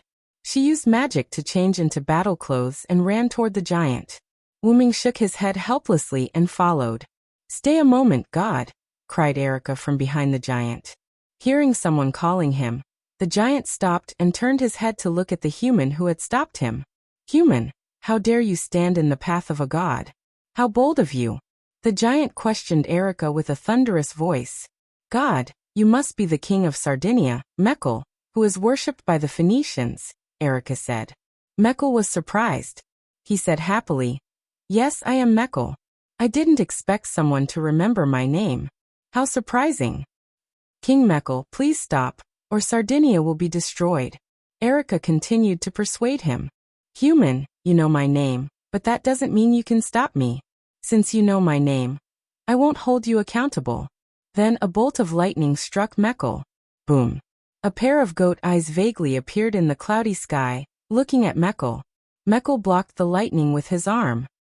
Seems like I have to speed up. With that, Mekhl left. Just as Erica was about to chase after him, a hand pressed down on her shoulder. Okay, didn't I tell you? Leave this to us men. Erica turned around, only to see Wuming's ruby eyes. In short, leave everything to me. After saying that, Wuming walked in the direction that Mekhl had left. If it's him, maybe. Erica thought. Erica shook her head and ran in the direction Mekhl had left. The storm continued to fall. Lightning flashed around and thunder rumbled. Wuming ran in the direction where Mekhl left and soon saw Mekhl stop. In front of Mekhl, the purple-haired youth that Wuming had met twice before was floating in front of him. You're willing to fight me even though you haven't gathered all your avatars. That's a good fight, Welslana, Mekhl said. The purple-haired youth, Welslana, smiled faintly and said, I am the undefeated war god, an existence that seeks only one defeat. And now there are not only 2 gods like us, King Mekhl. It seems that I'm blind. I didn't expect another one of my kind to hide like a human. Mecker immediately turned to look at Wu Ming. I'm sorry, I'm not a god. I'm just a traveler who has been to many places, Wu Ming replied calmly. At this moment, Wu Ming already knew why Mecker thought that he was one of their kind, the god of disobedience. Wu Ming's origin dragon bloodline had been strengthened. As a origin dragon that could freely travel through all worlds, it could be said that every time Wu Ming went to a world, the world would give him a new identity. In addition, Wu Ming had a relationship with King Arthur, the Hero King, and others. Therefore, Wu Ming was automatically judged as a mythical existence by this world, the god of disobedience. Now Wu Ming was like a stone thrown into a calm lake, completely disrupting the development and change of this world. I wonder if there are any legends about me in this world, Wu Ming thought. You don't have to be humble, my fellow. However, although you're also a god, you can't interfere with my battle with Welslana, Mecker said. I don't have any objections. I'm only after failure. Even if it's 1 against 2, I'm confident, Welslana said arrogantly. You dare to say that, army god? Mecker mocked. Don't bother, Wu Ming said.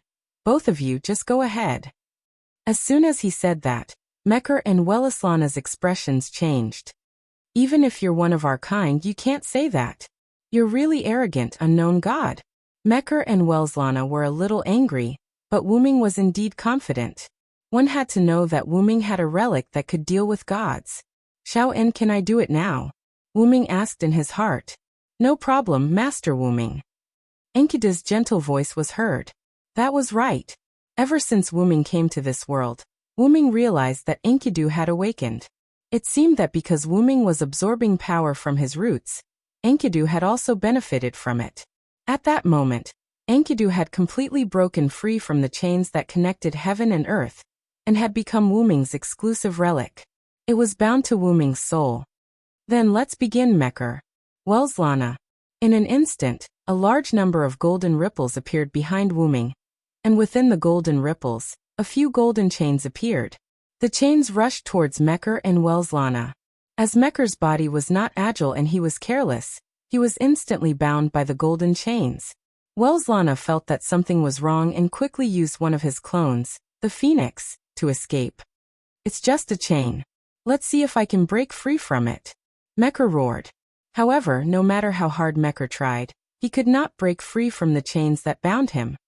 Could it be a relic? Welslana looked at the golden chains that were getting tighter and tighter, and said in shock. Take a guess. Wu Ming smiled. In an instant, Wu Ming's body shot towards Welslana. Welslana did not retreat and faced Wu Ming head-on. I'll be happy if you have a relic.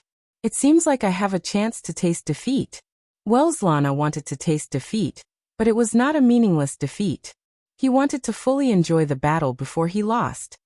Come on then, Welslana.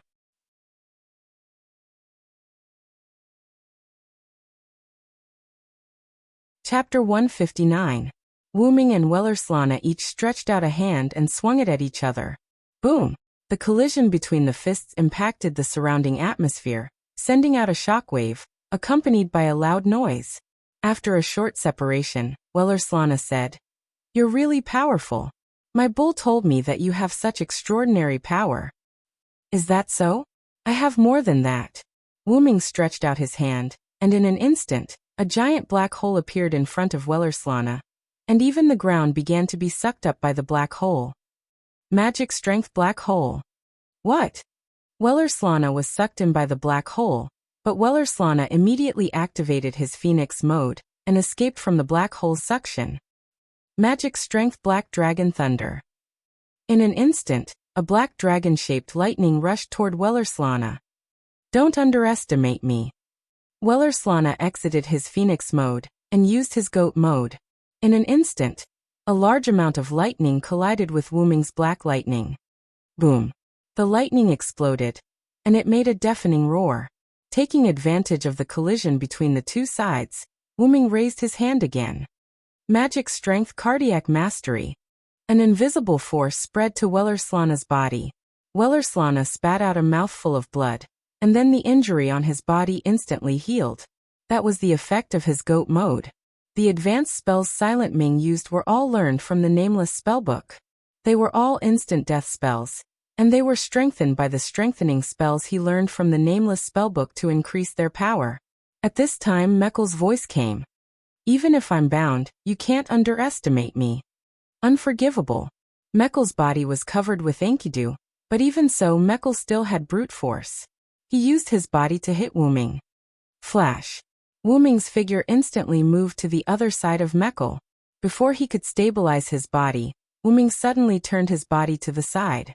A golden sword swept past Wu Ming's side, and it cut through Wu Ming's side waist, taking away a trace of flesh and blood from Wu Ming. This is a golden sword that can cut the godhead?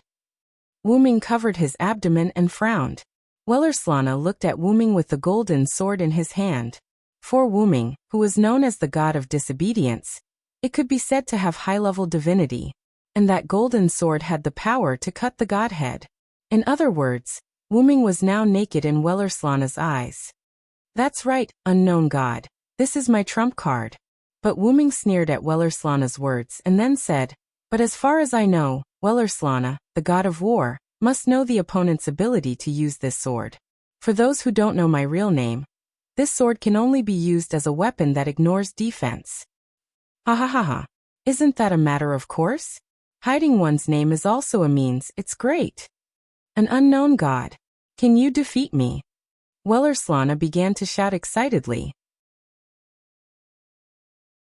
Then as you wish. A pair of dragon horns appeared on Wu Ming's head, and Kalas said, Master, the analysis is complete. Well, look carefully, Wellerslana. This is your power. Create green item, advanced item creation. As the spell was recited, a golden sword appeared in Wu Ming's hand. This is...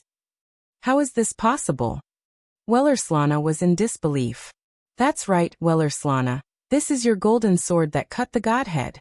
Kalas, who had a wealth of knowledge, after knowing the real names of Meckel and Wellerslana, she began to infuse the knowledge of those two into Wu Ming's mind. After all, only by knowing yourself and your enemy can you win 100 battles. Originally, Wu Ming, who didn't have the feeling, couldn't create the golden sword with create great item. However, Wellerslana used the golden sword to cut Wu Ming, and Wu Ming perceived the structure of this weapon. As the masterpiece of the gemstone master, Kalas was a completely support-type magic attire, and had even turned into a silent noble artifact. It was completely possible to analyze the ability of the golden sword of Wellerslana. With all the buffs, and with the knowledge of this sword in Wu Ming's mind, Wu Ming successfully created Wellerslana's golden sword that cut the godhead. It's useless. Even if you created my sword, it's still a fake, Wellerslana said. Is that so? Then give it a try, Wellerslana. Wu Ming waved his hand forward, and several similar golden swords appeared beside Wu Ming. Wellerslana, as the undefeated god of war, you have 10 incarnations. Strong wind, bull, white horse, camel, wild boar, youth, phoenix, ram, goat, and human warrior with a golden sword. The golden sword began to split, and more golden swords appeared. Legend has it that Wellerslana is also the guardian of the god of light, Mitra. Mitra is the incarnation of the sun, so Wellerslana is also related to the sun.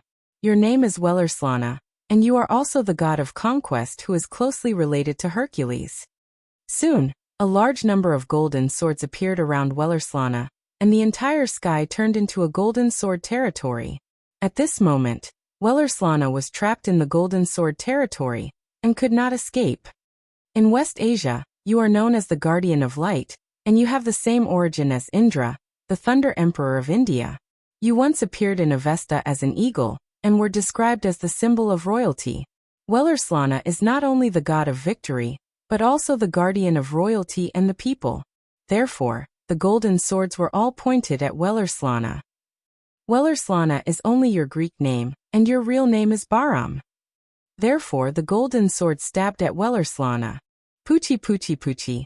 Wellerslana was pierced by a large number of golden swords, but he was still smiling. Is this the feeling of being defeated? It's not bad. Wellerslana smiled. I will come for you next time. You can't be defeated by others before I am resurrected, unknown god. Wellerslana disappeared with a satisfied expression. All the golden sword shattered, and the golden sword territory disappeared, turning into the storm again. Wuming looked at Mekl, who was standing at the side. This is unbelievable, Mekl said.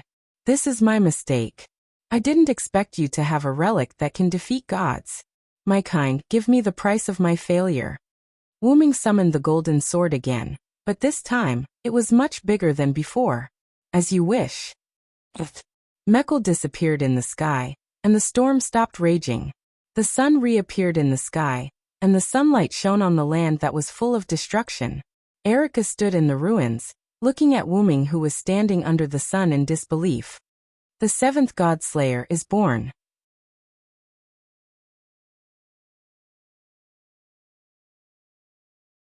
Chapter 160. A week had passed since Wuming had killed Wellerslana and Mekl. Wuming sat cross-legged in a luxurious Western-style room with his eyes closed. Wuming, who had killed the two gods, naturally obtained two authorities. However, these two authorities were of little value to Wuming. Therefore, Wuming used his talent ability, the Noble Phantasm, and successfully merged the two authorities into one. Wuming was checking the authority that had become his Noble Phantasm. In Wuming's spiritual world, a huge stone slab was embedded in it. The huge stone slab was embedded with 12 small stone slabs. Like a clock, they were evenly distributed in 12 positions. It was just like a clock. In the middle of the 12 small stone slabs, there were two stone pillars, one long and one short. They were like the hour and minute hands on a clock. Dragon Seed, Giant, Warrior, Storm, Annihilation, Flood, Vitality, Kin, Thunder God, Phoenix, Sun, Magician. This was what Wuming's authority looked like after he had obtained Wellerslana and Mekl's authority. Each stone slab was engraved with different scenes, and the position of each stone slab corresponded to each scale on the clock. At that moment, the hour and minute hands were pointing at the small stone slab at 12 o'clock. The stone slab at 12 o'clock had a magician in a long robe engraved on it. Following Wuming's consciousness, the stone slab that was pointed at there started to glow. In the outside world, Wuming opened his eyes and casually stretched out his hand. A ball of flame appeared in Wuming's hand. As his consciousness changed, the flame in Wuming's hand turned into many things. First, it turned into a stream of water. Then it turned into a ball of lightning. And then it turned into a purple mist. Wuming cast Yggdrasil's spells one after another, casting them freely. Wuming clenched his hand, and the purple mist disappeared. It seems that magician has increased my casting speed, Wuming said. Then, on the stone plate in Wuming's heart, the short stone pillar turned to the 7 o'clock direction, and the stone plate also lit up. There was a human body engraved on this stone plate, and a large amount of energy filled this person. In an instant, Wuming felt a surge of vitality gushing out of his body. Wuming's mana, spirit, stamina, life force, and all his other attributes had been boosted. At this moment, Wuming felt like he wouldn't die even if his heart was dug out. Is this vitality? This feeling is really good. Wuming clenched his fist tightly and said excitedly. Each stone plate represented an ability and a form. However, because Wuming's previous authority was of little value to him, Wuming had upgraded it to a noble artifact. For example, the original form of the giant, the bull, only increased its strength unilaterally. For example, the original form of the dragon, the camel, increased its leg strength and physical toughness. Moreover, all the previous authority required an extremely strange method to activate. The bull required the other party to be strong, the camel needed to be seriously injured, and even the most lethal sun, the original form of the white horse, required the other party to be a sinner. Moreover, each authority could only be used once a day. Mekl's authority aside, Wellerslana's authority was undoubtedly of little value. After Wellerslana's authority and Mekl's authority merged and upgraded into Wuming's own noble artifact, Wuming completely mastered the authority that was upgraded into a noble artifact. There were no harsh conditions to use it, no useless abilities, and no restrictions to use it. It could be said that any one of the authority could be considered a separate authority. The only flaw was that Wu-Ming couldn't use 3 or more authority at the same time. There were only 2 needles in the stone plate, and he couldn't point to 3 stone plates at the same time. Although Wu-Ming was a little troubled, the authority relic seemed to be set up according to his current body's performance and characteristics. Wu-Ming accepted his fate. At the very least, these 12 authorizations were useful. At that moment, a voice came from outside the door. "King, may I come in?" "Come in," Wu-Ming said. Then Wu-Ming's door opened, and Erica walked in wearing a gorgeous princess dress. Erica then walked to Wu-Ming and knelt on one knee before Wu-Ming and said, "King, lunch is ready. Please eat." Wu-Ming looked at the beautiful girl who called him king when they just met and recalled what happened yesterday. After Wu-Ming killed Welslana and Mekl, the storm stopped. As Wu-Ming had already cast a large-scale idler dispersal spell when he came to Welslana and Mekl, there were no casualties in the battle between Wu-Ming, Welslana, and Mekl. As for the destroyed land and buildings, Silent Wonder used magic tools to repair them. Wu-Ming still remembered Erica's shocked expression when she saw Wu-Ming take out all kinds of things from the golden ripples behind him. After everything was settled, Erica invited Wu-Ming to the luxurious villa in a very respectful manner. Wu-Ming knew that he had killed the god of disobedience and become a Campoin. This news would definitely be known by others, so Wu-Ming didn't hide it. Wu-Ming couldn't make up his mind about Erica at first. After all, when Wu-Ming, Welslana, and Mekl fought, Erica hid and watched the whole process. Erica still knew that Wu-Ming was the god of disobedience. Wu-Ming wasn't sure if Erica regarded him as the god of disobedience or the godslayer, but based on Erica's current behavior towards him, it should be the latter. Wu-Ming said to Erica at that time, "I am the god of disobedience, and there will be disasters if you follow me. Even so, you still want to worship me as your king." Erica, on the other hand, knelt on one knee, looked up at Wu-Ming with a smile, and said, "I discovered that someone set up a trap to disperse the idlers. I believe in my judgment. A demon king who thinks for the people is worthy of my service." Later, Wu-Ming followed Erica's arrangement and came to a villa in Sardinia where Erica belonged. Erica was summoned by her superior organization. Until the next day, Wu-Ming didn't see Erica until he got up and had breakfast. Until lunch, that is now.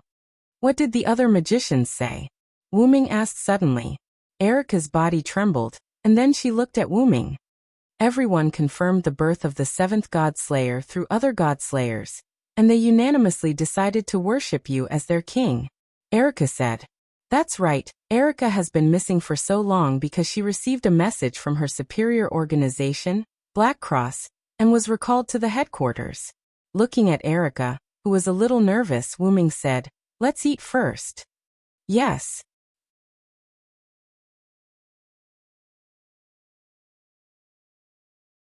Chapter 161.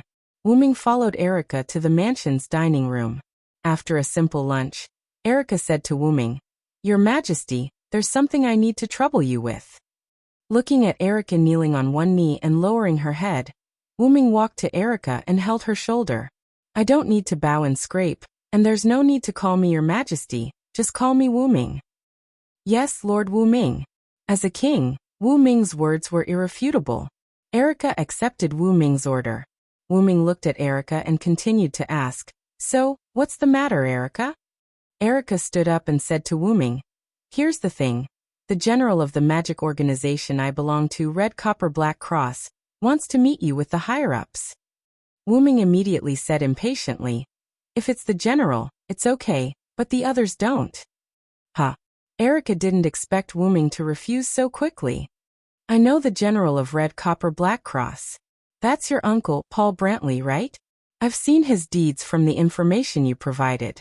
Wu-Ming was not idle these days. He asked Erica to provide him with the information about European magic.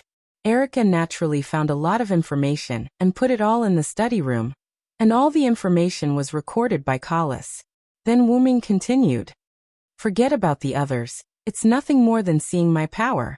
This kind of thing is fine, even if you don't recognize me, it doesn't matter." Wu-Ming said casually, "Your Majesty, please think twice, if they don't see you, they won't feel at ease." Erica said. Looking at Erica, who knelt on one knee again. Wu Ming stroked his forehead helplessly. All right, I got it. Let's just meet. Also, didn't I say that you can just call me by my name?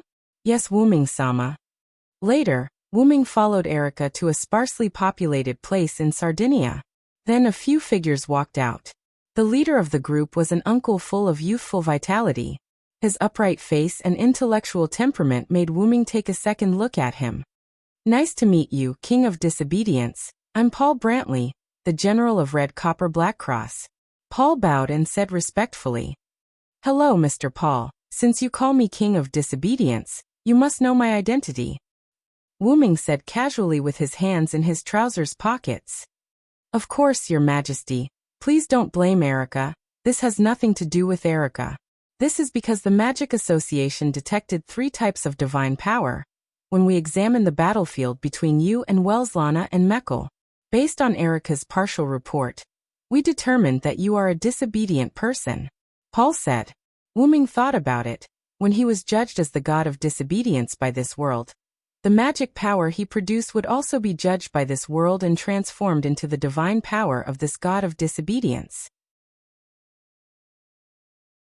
Therefore, in such a fierce battle, there were only 3 types of divine power left at the scene, and the European Magic Association judged Wu Ming as the god of disobedience. Then do you trust me so much?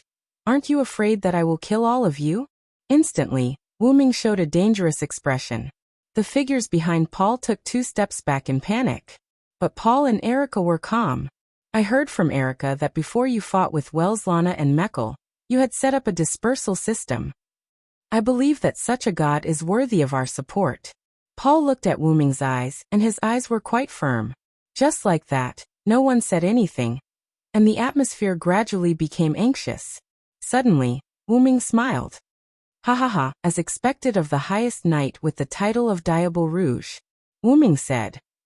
I've already returned that title to Red Copper Black Cross because of my role as the Commander-in-Chief.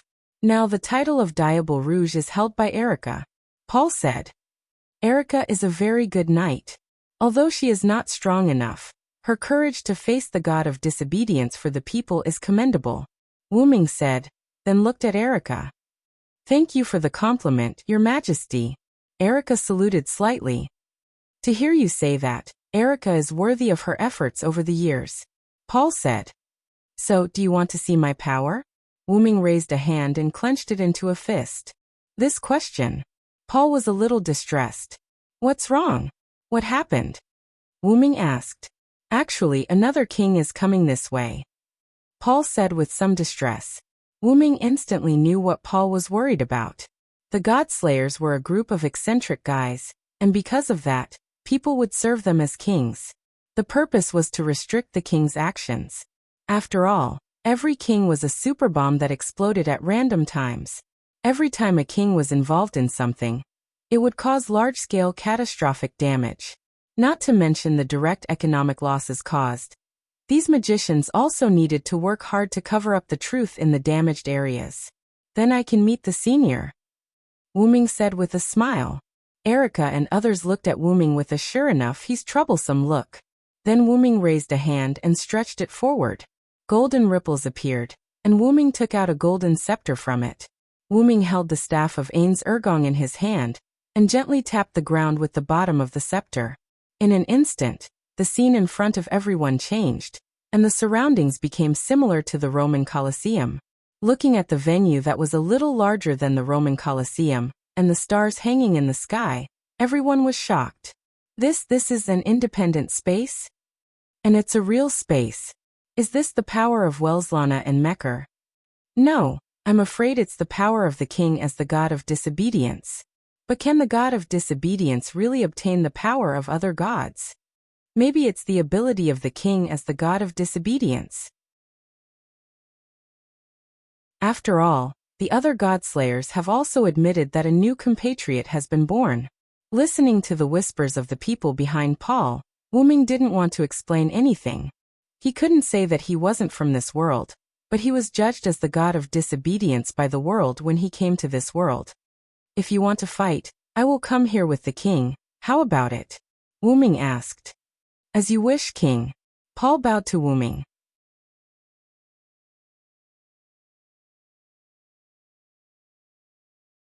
Chapter 162. Wu Ming cancelled the inherent enchantment. After leaving the 6th floor of Nazalik, everyone once again returned to the deserted wasteland. Yo, you are the strange godslayer. Suddenly, a young man's voice came. Everyone looked at the source of the voice, and a young man stood there with a long tube on his back. This is Italy's King of Swords, Salvatore Anthony. Erica was afraid that Wu Ming did not know the king, so she deliberately stood behind Wu Ming and quietly told Wu Ming. Wu Ming turned his head and looked at Erica. You are quite loyal, Wu Ming teased. After all, Erica had just joined Wu Ming, and she began to think about Wu Ming. Of course, after all, I chose to be loyal to you, Erica said with a smile. Then you will not be disappointed.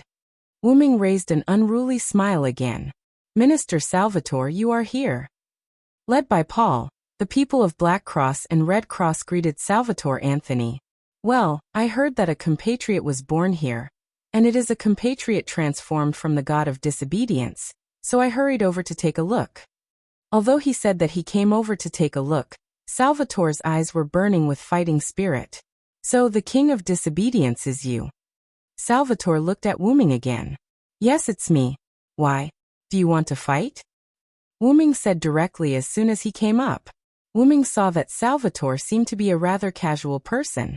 To put it simply, Salvatore was a fool. Wait a minute, the king of disobedience, didn't you say? A senior executive behind Paul said nervously. Wu Ming turned his head and glanced at the man. Fong Xian, I won't fight here. With that said, the staff of Anza Vulgan in his hand tapped the ground again. Ripples of energy spread out in all directions, instantly enveloping the few people present. The scene changed, and several people appeared in the arena that they had just come to. Oh, is this your authority? It's amazing, Salvatore said excitedly. Wu Ming placed the staff of Anzi Ergen into the golden ripples that appeared behind him and said to Salvatore, This is the place where I used to live. How is it? Not bad, right? It's more than that. It's so cool, Salvatore shouted. It's not just here. There's a vast forest outside. If it's not enough, we can go outside, Wu Ming said as he pointed at the door at the edge of the arena. No, this is enough. With that, Salvatore took out a sword from the long tube behind him. Wu Ming gestured for Erica to bring the others to the auditorium. For a moment, only Wu Ming and Salvatore were left in the huge arena. Wu Ming looked at Salvatore, who was holding the sword, and looked at it carefully. This was a knight's sword without any special characteristics, but Wu Ming could feel pressure from it. So, let's get started. As Wu Ming's words fell, Salvatore activated the power of the word spirit.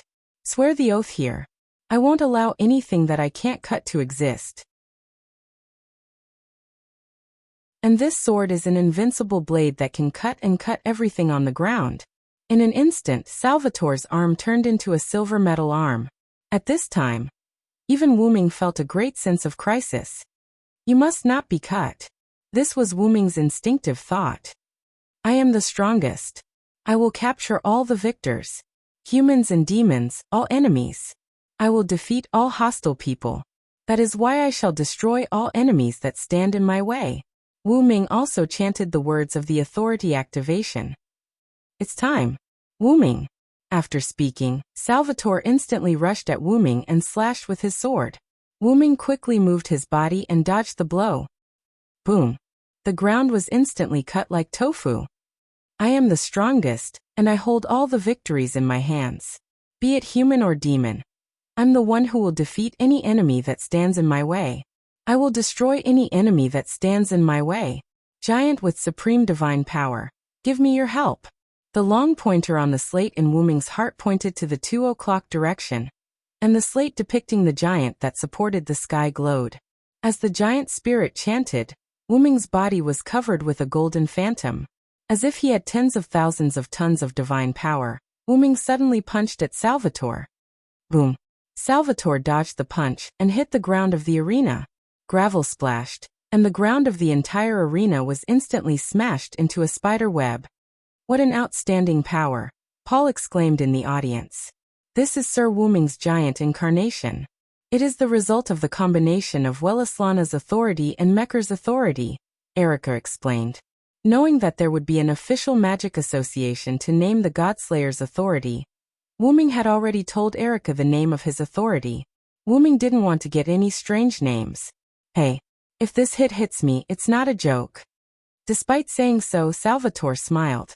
Your sword is not a joke either, Wuming replied. At this moment, Wuming had an excited smile on his face. Wuming now knew why the Godslayer was called the Demon King and the Problem Child. Although the Godslayer was still human, its essence had changed. It was like a beast. Even the most gentle Godslayer would fight. Once the battle started, the Godslayer would ignore the surroundings and act completely according to his heart. With such a time bomb, it was no wonder that the magicians were in awe of the Godslayer. Although Wuming's root dragon bloodline would not be affected, these authorities had been transformed by Wuming into the accompanying noble phantoms. Therefore, Wuming was also affected. Continue Salvatore. The short needle on Wuming's inner stone plate pointed in the direction of 10 o'clock. Be afraid of those with wings. Evil people and powerful people are afraid of me with wings. My wings will bring you a curse. Evil people can't hit me. After chanting the words again, Wuming's figure disappeared in an instant. Wuming appeared above Salvatore in an instant and gave him a punch. What? Salvatore spat out a mouthful of blood. His body was pressed to the ground by Wuming. Wuming frowned slightly and moved his somewhat uncomfortable body. It seems that the power of the phoenix is not as simple as acceleration. After all, for Wuming, a simple acceleration could not make his strengthened body feel uncomfortable. Afterward, Wuming looked at Salvatore, who had spat out a lot of blood, and asked, "So, do you want to continue King of Swords?"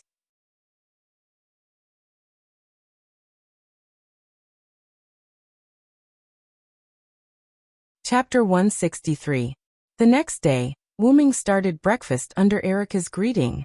Because of Wuming's special permission, and Erica was not a superficial person, the two naturally ate at the same table. Then, because of the strange atmosphere, Wuming couldn't help but ask, "Erica, why are you looking at me all the time?" Wuming looked at Erica's sapphire-like pupils. "I can't help it.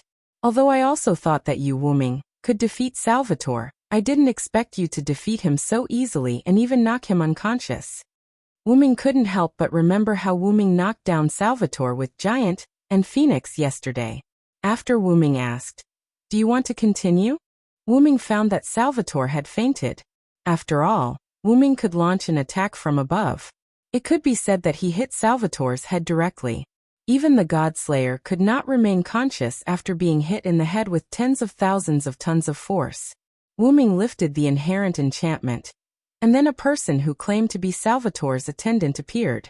Erica told Wuming that this was Andre Rivera, Salvatore's confidant. He had the power of a Grand Knight, and was the only existence who could rebuke Salvatore. In the information provided by Erica, Salvatore had the title of Deacon Wong in the industry. It could be said that without Andre, Salvatore could only be a warrior instead of the leader of the Southern European Magic Association Alliance. After Andre left the words, "Sorry to bother you, King of Disobedience. He will be fine in 2 days. Don't worry." Andre took Salvatore away. Shaking his head, Wuming looked at Erica, who was still looking at him. "You seem to think that I defeated Salvatore very easily, but it's not that simple." Wuming put down the knife and fork and wiped the corners of his mouth.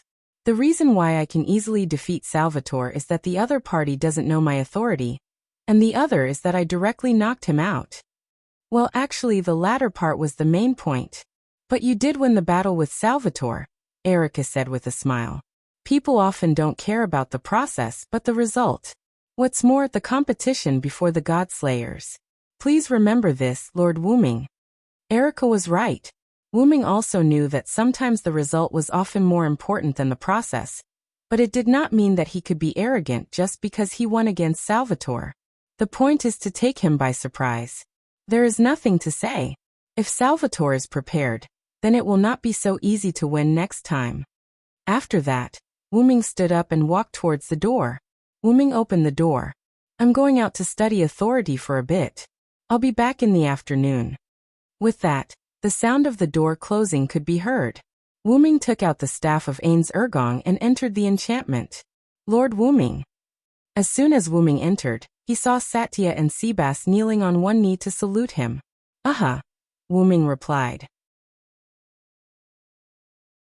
Now Wu-Ming had seen through it. These guardians were loyal to him. Only Demiurgos and Yair Abed could be flexible and would no longer kneel to Wu-Ming. Of course, that was only in informal situations. I need to test my newly acquired power. Prepare in the arena on the 6th floor. Yes, Lord Wu-Ming. Because of the enchantment, only Satya and Seabass who followed Wu-Ming were here, so some work could only be left to them. Soon Wu-Ming came to the arena. I am the strongest, the one who holds all victory in my hands. No matter if it's a human or a demon, I will defeat any enemy that stands in my way. Giant with unparalleled divine power, give me your aid. As the words were spoken, the long needle on the stone plate of authority pointed at 2 o'clock. Instantly Wu-Ming's surroundings changed. A large amount of golden energy continuously surged out of Wu-Ming's body, forming a tall energy giant. The appearance of the energy giant could not be seen clearly, as if it had been pixelated. The giant's muscles were ligated, and only the lower half of its body was covered by a golden energy battle skirt. The rest of its body was naked. Wu-Ming floated in the head of the energy giant and looked down. So that's how to use the giant incarnation. Then Wu-Ming continued to chant. All evildoers, be afraid of my power. Now I will have the majesty of 10 mountains, the power of 100 rivers, and the strength of 1,000 dragons. The majestic me will raise the mark of a fierce dragon. The short needle on the stone plate pointed at 1 o'clock. Instantly, the golden energy giant that enveloped Wu-Ming changed. A long dragon tail grew out from behind him, and golden energy dragon scales were densely arranged on the giant's naked skin. His hands and feet became fierce and sharp, and his face that couldn't be seen clearly instantly became real, like a dragon's head, with a pair of fierce dragon horns growing out of his head. At this moment, the golden energy giant had completely turned into a golden energy dragon man. Wu-Ming tested a few other authorities, and the results were different from what he knew. As expected, so the power of authority is not just that. Although these authorities have become my noble phantoms, I still can't completely control them. I still need to train. After all, this was a super high-level spell that Pandora and Epimetheus had set up that affected the whole world. If it was placed in the shape moon world, it could be said to be more powerful than magic. Wu-Ming could not help but think of the night when he was called the God Slayer. After Wu-Ming fell asleep, as if he was dreaming, Wu-Ming came to a place that was completely white. Wu-Ming took 2 steps and stopped. Master Wu-Ming, someone used an unknown great spell to bring your spirit to this place. Kalis was a noble phantasm that was connected to Wu-Ming's soul, so naturally, she could come with Wu-Ming. If you want to play tricks, don't blame me for not holding back. Wu-Ming said to the air around him. Wah, don't hit me. Suddenly, a seductive female voice was heard. Wu-Ming turned his head and saw a cute loli with a child's face and body. Her purple waist-length hair was tied into 2 ponytails with a white hairband behind her back. The accessories on her ears were slightly large purple ball-shaped pendants. Although she did not have a figure at all, she was still wearing a thin white low-cut dress. Even so, she was still very seductive. Wu-Ming had never seen a woman with such charm. Wu-Ming guessed that other than Ishtar whom he met at Mount Abif, no one else could be compared to her. Come little Wu-Ming, I'm your mother. The little loli opened her arms and hugged Wu-Ming. No. Wu-Ming pushed her head away. Because of her figure, the little loli's hands could not touch Wu-Ming's body. Then, the little loli looked at Wu-Ming with a heartbroken expression. I'm so sad that you treat your mother like this. Sob sob. Wu-Ming was a little helpless. If you want to sob, you don't have to say it out loud. Then little Wu-Ming, can you call me mother? The little loli looked at Wu-Ming with an expectant expression. Wu-Ming did not care about the topic and asked directly, who are you?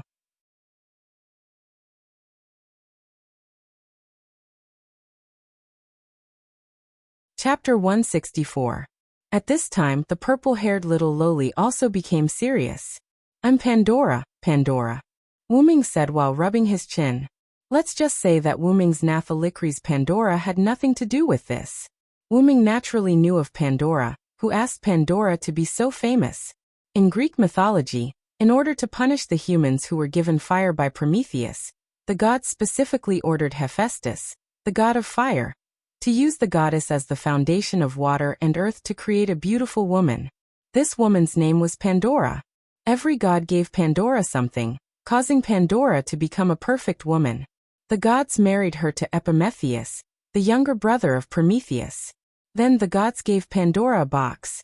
Driven by curiosity, Pandora opened Pandora's box, which released disasters, plagues, and scourges.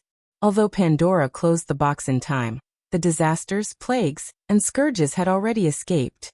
Only the hope given by Athena remained. Then, what were your thoughts when you created the god-slayer, Pandora? Wuming looked at Pandora fiercely, and directly began to question Pandora.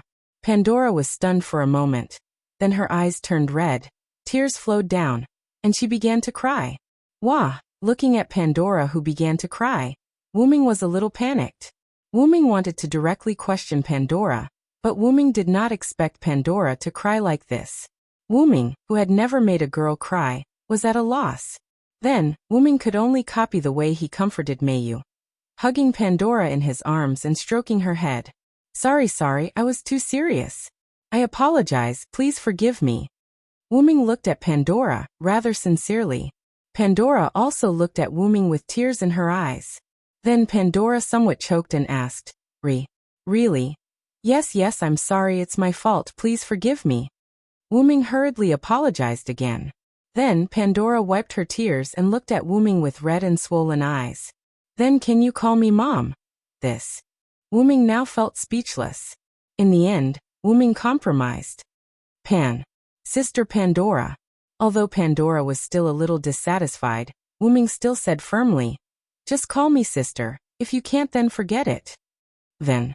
All right then, Pandora said. Then Pandora hugged Wuming happily and said, Little brother is brother, it's my first time. Listening to this incomparably cheerful voice, Wuming was a little speechless. He wondered if Pandora's crying just now was an act. Okay, Pandora, it's time to answer my question. Wuming patted Pandora's back and said, Yes, what question? Pandora let go of Wuming with a happy face. What exactly is a godslayer? Why can I, a person who is not from this world, obtain authority? What is the use of authority? The godslayer is the product of a worldwide curse that Epimetheus and I created together. It is a guardian to help humans through difficult times. Pandora replied. And the reason you can obtain omnipotence is because I want you to become a god-slayer. It's that simple. As for authority, this needs to be judged and used by yourself. Besides, the god-slayer is an existence that can automatically increase power, so authority is slowly grasped. Pandora's face was full of joy as she spoke while swaying left and right. After becoming a god-slayer, not only will you be immune to attacks below the god level, but you will also have the benefit of automatically increasing your strength.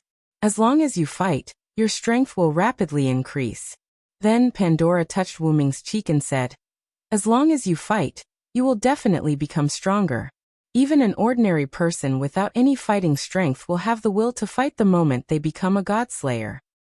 You have to cherish this authority well. In order to instill the power of the godslayer into you, I spent a lot of effort. Then Wuming's consciousness was sent back to his body. Until now, Wuming removed the authority, and the light of the stone plate dimmed. What an irresponsible sister, I haven't finished asking. Then, Wuming looked at Sebastian and Zaisha standing beside him and said, You have adapted to the authority. I've more or less adapted to my authority. Sebastian, Zaisha, come with me. Yes, Lord Wuming. Yes, Lord Wuming. In the outside world, Wuming suddenly appeared somewhere with Sebastian and Zaisha. Zaisha, Wuming suddenly said. Yes, Lord Wuming. Zaisha walked to Wuming's side with a charming expression. I have a mission for you, Wuming said to Zaisha. Then, Wuming had Zaisha lean over, and Wuming read the mission to her. Yes, Lord Wuming. This subordinate will not let you down. Because Wuming's breath touched Zaisha's ear when he spoke, Her face was flushed, and she spoke with a trembling voice like a young girl in love. Wu Ming smiled helplessly. I thought that after the sublimation of her origin, Zaisha wouldn't be so. Her personality wouldn't change. Remember, don't kill anyone if you can. Although your weakness has been uprooted, it's still best not to cause trouble. Yes, I understand, Lord Wu Ming. Zaisha bowed, then turned into a black shadow and left. Sebastian. Wu Ming looked at Sebastian. Here. Sebastian placed his right hand on his heart and bowed to Wu Ming. Stay by my side and be my butler. Yes, Lord Wu Ming. Although Zaisha and Sebastian had undergone the baptism of their origin, they did not seem to have changed at all. Zaisha was still wearing her purplish-black princess dress with a cake-like hem. Sebastian was still wearing his black butler suit. It could be said that neither of them had changed in terms of appearance or temperament. However, Wu Ming knew very well that the two of them could no longer be compared to their previous selves. It could be said that Zaisha and Sebastian were the strongest people in Nasalic apart from Wu Ming.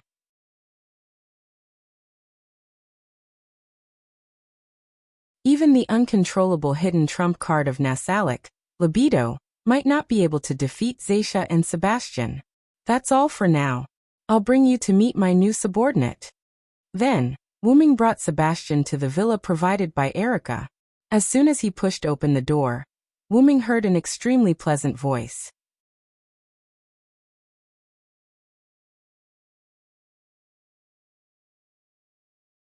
Chapter 165. Wu Ming pushed the door open and entered.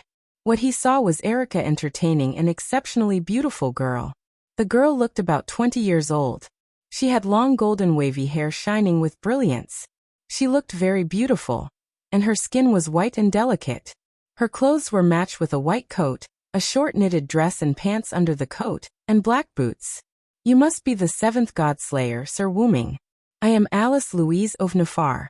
Nice to meet you, Sir Wu Ming. Alice spoke in a calm tone. Coupled with Alice's perfume-like noble temperament, Wu Ming couldn't help but take a second look.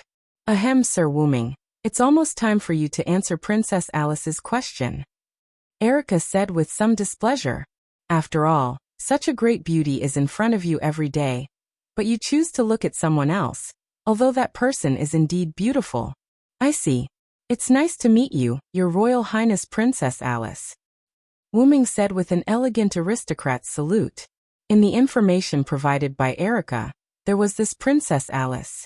Duke Godding's daughter, known as Princess Alice to the outside world, became the Speaker of the Sage Council of Greenwich at the age of 16. Now, she stepped down from the position of the Speaker of the Sage Council of Greenwich, and was the current special advisor. Because of her extremely high magic talent, she was also known as the White Witch Ji. Speaking of this White Witch Ji, she was amazing. She was a genius girl who could fight the God Slayer with wisdom and courage.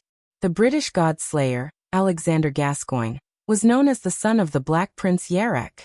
The Black Prince was once driven out of the United Kingdom by the White Witch Ji, Princess Alice, and Erica's uncle, Paul Brantley. Because his authority was inclined to support and character, the Black Prince did not entangle too much with Alice and Paul but chose to retreat. Not only did this bring benefits to Alice, but it also gave Paul, a Grand Knight, an unsurpassable reputation. The story of the Witch Ji and the Grand Knight working together to fight against the God Slayer, and successfully driving him away, was widely known by magicians. It was also because of this that Alice was called the Princess and Paul became the commander of the Black Cross. As a God Slayer himself, Wu Ming naturally knew how terrifying a God Slayer was. Even if the Black Prince Yarek, the God Slayer, didn't have a strong combat ability, he shouldn't be underestimated. Moreover, it was mainly Alice's wisdom that played a role. Paul was only a supporting force. To be able to use her wits and the power of a Grand Knight to chase away a Godslayer was already a testament to Alice's shocking intelligence.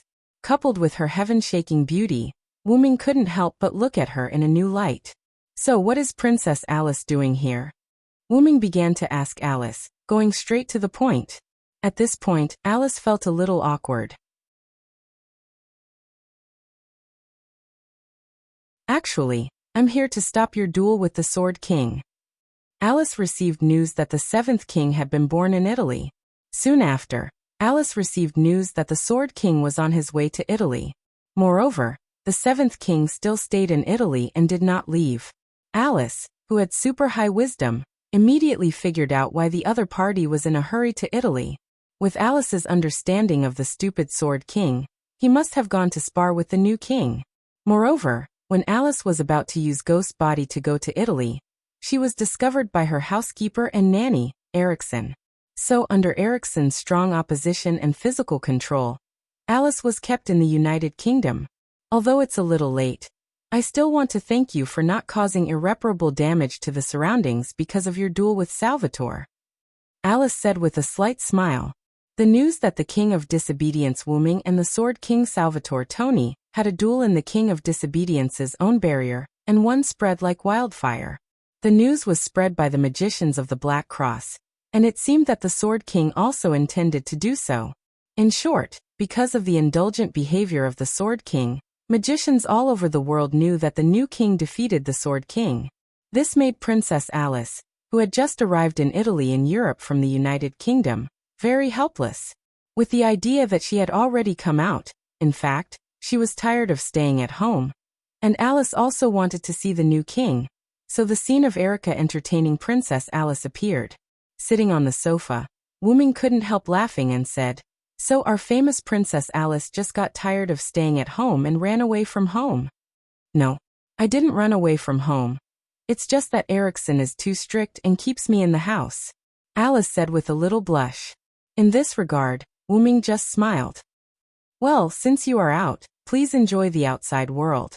I will let Erica follow you," Wuming said. Erica asked Wuming in confusion. "Then, may I ask who this old man is, Wuming?" In these days of living with Wuming, Erica had almost figured out Wuming. It could be said that if she wasn't very sure that Wuming was indeed a godslayer, Erica wouldn't believe that the new king had such a good temper. The new king didn't mind at all if she called him by his name. Hearing Erica ask about Sebastian, Wuming began to introduce him. "This is my butler, Sebastian Dean." Then there was a moment of silence. And Erica asked helplessly. That wasn't what she wanted to know. Alice also had a curious look on her face. "If I have to say, Sebastian is my power," Wuming said. Wuming waved at Sebastian, motioning for him to say a few words. "Greetings, ladies. I am Lord Wuming's butler, Sebastian. Please advise me." Sebastian put his right hand on his heart, and his left hand was close to his trousers, and bowed slightly with a serious face. "Speaking of which, I remember that one also has this kind of tamed monster power," Alice suddenly said. "You must be referring to the Queen of the Faceless, the daughter of the Black Prince Yarek," Erica said. Wuming also remembered the power recorded in Black Prince Yarek's information. The ability to summon Melusin, the legendary two-tailed mermaid and half-human half-snake goddess, as a tamed monster. The summoned Melusin had her own consciousness because of the goddess herself, so she had high wisdom. That was undoubtedly what Sebastian wanted.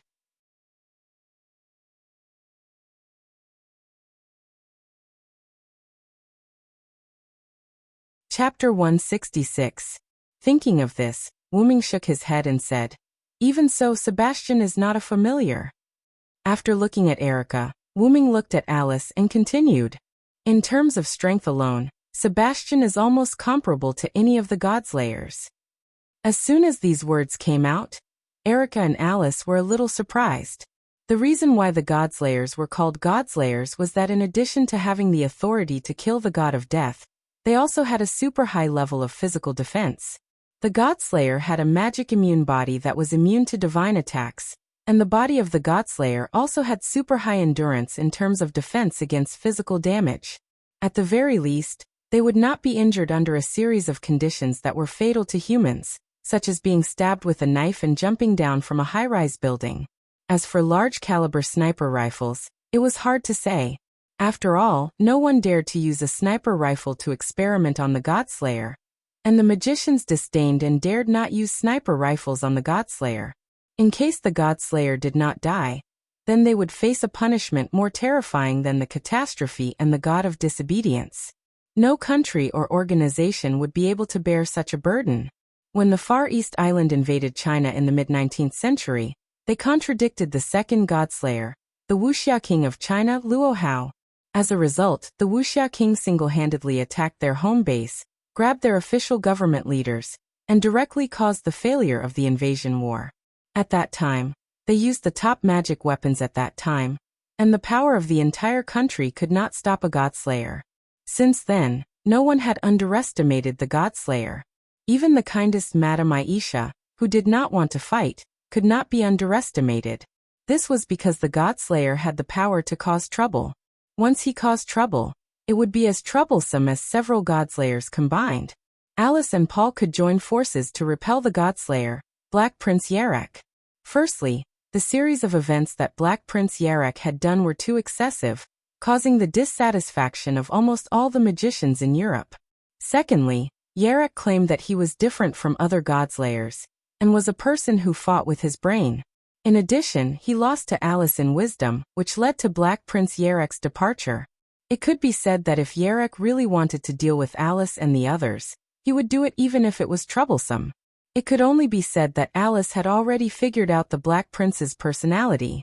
She knew that if she could outsmart him, he would not continue to pester her for the sake of his dignity. If it had been any other godslayer, they would have charged at Alice with their own power, even if they had lost in terms of intelligence. Sir Wu-ming, you are exaggerating. Sebastian bowed to Wu-ming. Wu-ming had told Sebastian and Sebastian about this world when they were practicing their authority in the underground tomb of Nasaric, so Sebastian knew about the god of disobedience and the god slayer in this world. Don't underestimate yourself, Sebastian. Wu-ming looked at the humble Sebastian and continued. You should know that you are now my subordinate god. Even if you can't defeat me, you might still be able to win against someone who can't restrain you. Wu-ming was right.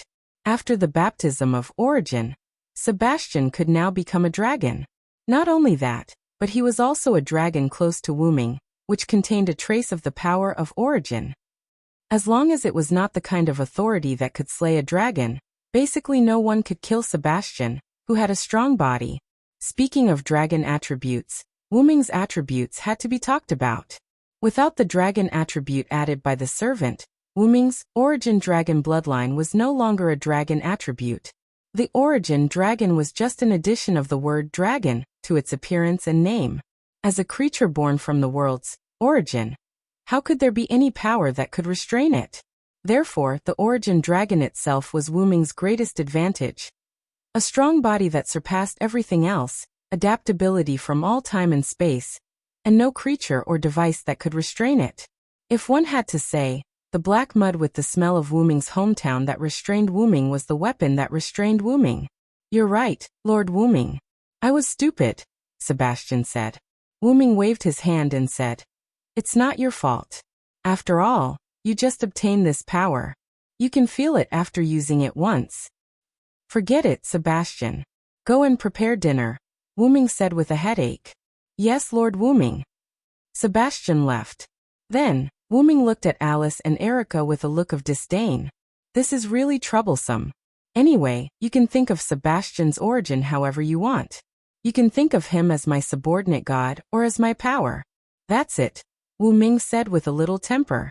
Then he leaned back on the sofa. Erica and Alice looked at each other, and then they both smiled. You're really like a child, Wu-ming, Erica teased. I didn't expect Lord Wu-ming to have such a cute side, Alice said.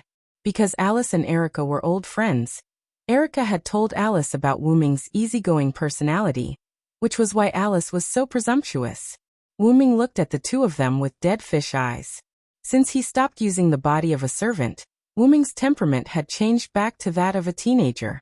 Even though he had been active in Connaught, Britain and Uruk for nearly 50 years, Wu-ming still had the mentality of a teenager. Actually, if one really had to say, Wu-ming could be considered a problem child. His time as a servant was only slightly affected by his rank and origin at that time. By the way, Alice, you should have other purposes for coming to me, right? Wu-ming ignored the two's teasing and suddenly changed the topic. Alice and Erica also stopped teasing. Then Alice said to Wuming, Wuming-sama, do you know about Gorgon's stone? Gorgon's stone? Wuming muttered. Then Wuming asked, is it the Gorgon in Greek mythology? Yes, Alice said, then looked at Erica, motioning Erica to answer for her. Erica nodded and said, this is the case, Wuming. Alice once made a prophecy about Gorgon's stone, and the result was not good. When there is no moon and stars, darkness will cover the earth. At that time, human beings will not be able to survive, Erica said.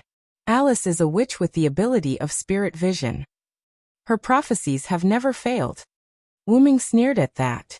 So, how about I break the prophecy this time?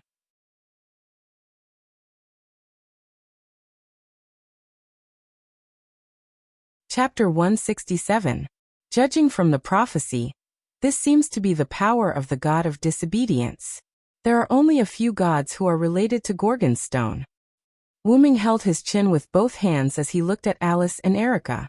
The main ones are the three Gorgon sisters, Medusa, Stheno, and Euryale. However, I don't think the three Gorgon sisters who've been belittled as monsters would have the desire to destroy the world. Subsequently, Wuming said casually, anyway, give me the Gorgon stone now. I'll settle this. Alice and Erica looked at each other for a moment, then nodded. At night, Wuming was alone in his study room. His desk was filled with books, and the books on the bookshelf were different from before. Erica had replaced all the books here. They were all books about myths and legends. Meanwhile, the books on Wuming's desk were all about Gorgon. Wuming picked up the Gorgon stone in his hand and studied it carefully for a while. The Gorgon stone was an obsidian metal with a portrait of a Gorgon engraved on it. Wuming could not help but exclaim as he looked at the Gorgon stone that looked like Medusa's head. This doesn't seem like an ordinary god relic. Wuming had seen a god relic once before he became a godslayer. It was the young man he had met when he first arrived in this world, the grassy guardian. The slate in his hand was a spellbook, which was a god relic. Wuming would not misjudge his senses after becoming a godslayer. Because of that, Wuming could clearly sense that the power contained in the Gorgon stone was not as simple as it seemed. Just like the godhead of a god. Wuming said calmly. Wuming, who had the golden sword, could feel that the power of the Gorgon stone gave him the same feeling as when Wuming used the golden sword to cut through Wellislana's godhood. I wonder if the golden sword has any effect on the materialized divinity. Wuming stroked his chin and shook his head.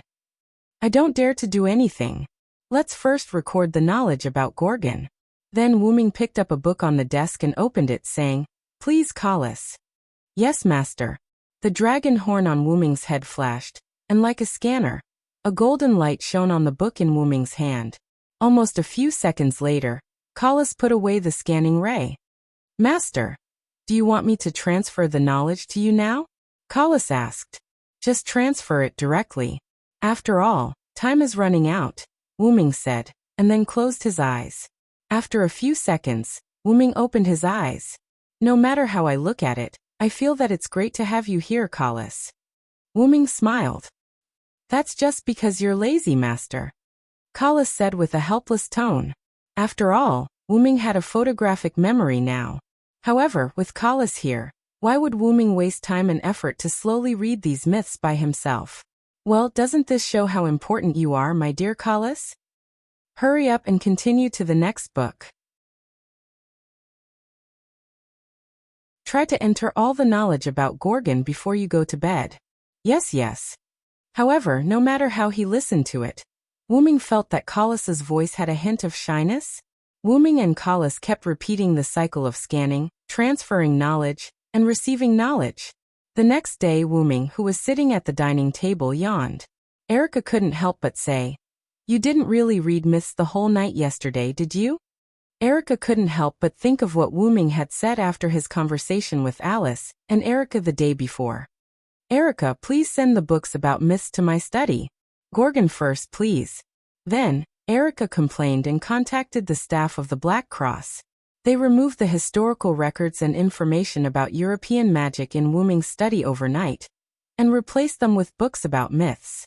Of course, because there were more books, Erica put many books in other rooms, waiting for Wuming to finish reading the books in the study before replacing them. Although Erica complained when she contacted the Black Cross, the staff of the Black Cross, including its commander, Paul, said with a smile, "Compared to the other Godslayers, Lord Wuming is really easy to serve." That's right, as long as he didn't cause trouble everywhere, not to mention all the books about myths. Even if Wuming wanted to be the commander of the Black Cross, Paul would agree unconditionally. When Wuming learned these words from Erica, Wuming's expression was quite strange. Wuming couldn't help but think, are the Godslayers such a headache for magician? Although it was hard to believe, the Godslayers were such a headache for others. No matter how honest Wuming was, no matter how much he didn't stir up trouble, no one would be able to put their hearts at ease. After all, among the 7 Godslayers, Madame Aisha, who was known as the one who didn't want to fight the most, also had the power of a natural disaster. If she was accidentally implicated, she would be even more terrifying than the oldest Godslayer, Marquis Waban. While eating, Wuming said to Erica, "It's no big deal. I have colic. I just stayed up for a short while yesterday." Wuming had long told Erica about colic, so Wuming was not afraid that Erica didn't understand. But Alice, a young man who had just come into contact with Wuming, was quite interested in this colic that Wuming mentioned.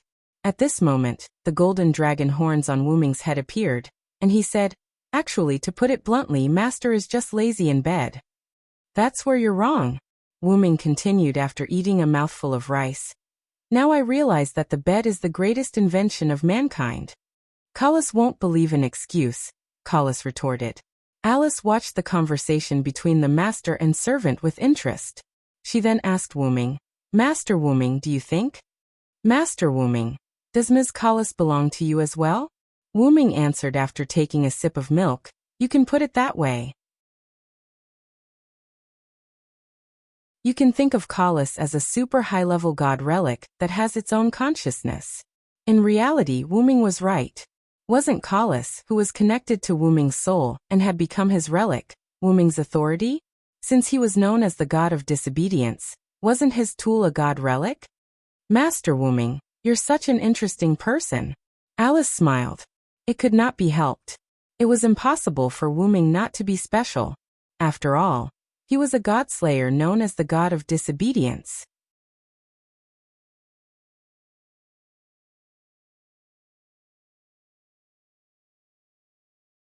Chapter 168. Wuming separated from Erica and Alice after breakfast. Wuming asked Erica to take Alice around Italy, and Wuming specifically told Erica not to come to him. However, in order to make a fair deal, Erica asked Wuming, "Please don't involve the people." Wuming smiled helplessly. "Don't worry, I'm not one of those battle maniacs. When I fight, I forget about the surroundings. Besides, I have an inherent barrier, and I will put the battlefield inside the inherent barrier." Wuming still clearly remembered Erica's suspicious eyes. After that, Wuming came to a small island in the Mediterranean Sea. Crash, listening to the sound of the wind blowing the waves, Wuming couldn't help but breathe a sigh of relief. Then Wuming took out Gorgon's stone. Although I can seal Gorgon's stone with a sealing technique, it's better to solve it in one go. After that, Wuming stretched out his hand and chanted the spell. Create great item, advanced item creation. With the condensation of magical particles, a lightning-shaped blue dagger appeared in Wuming's hand. That was Caster Medea's noble artifact, Rule Breaker. Wuming gently touched Gorgon's stone with Rule Breaker. In an instant, the Banshee's eyes on Gorgon's stone glowed scarlet, and a powerful magical power burst out. "That's all right." Looking at Gorgon's stone, which had completely broken the seal, Rosin said. When Wuming got Gorgon's stone, there was a noble artifact seal set by Black Cross on it. Although the seal was broken, it still had some effect. At this moment, in order to avoid trouble, Wuming directly broke the seal. Wuming stretched out his hand again and took out Staff of Anziergen from the golden ripple on his side. He put Staff of Anziergen beside him, and Staff of Anziergen automatically floated in the air, rotating slowly. "Next, we just have to wait," Wuming said, sitting cross-legged on the ground and closing his eyes. When it was almost night, Wuming felt that Gorgon's stone began to heat up, which was proof that its owner was about to arrive. Wuming opened his eyes and said, "Is it coming?" Wu Ming said as he watched the darkness engulf the island like a black cloud. Is this the starless night? Wu Ming broke the seal on Gorgon's stone in the morning. Although he didn't know why the other party chose to do it at night instead of during the day, Wu Ming could roughly guess. It should be a god related to darkness. Because Wu Ming was on a small island, there was no landing point other than where Wu Ming was, so Athena floated in the air. So it's you, the strange person who has my snake, Athena said. Wu Ming looked at Athena and couldn't help but smile. She had the body of a primary school student. Short silver hair, black snake-like vertical pupils, a white long-sleeved shirt and a yellow sleeveless sweater, a black short skirt, blue knee-length stockings, brown leather shoes, and a blue braided hat that looked like a beast's ear.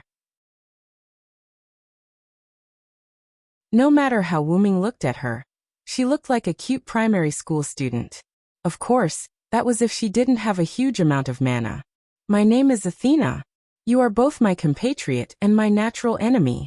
Tell me your name. Athena's vertical pupils stared coldly at Wu Ming. Just call me Wu Ming, Athena. Wu Ming said with a smile, and at the same time, he released his mana. You're an interesting fellow. Even though I would like to know why you, who share the same origin as me, would become my enemy, I'll retreat for now since it's you. Athena said as she sensed something amiss the moment Wu Ming unleashed his magical powers.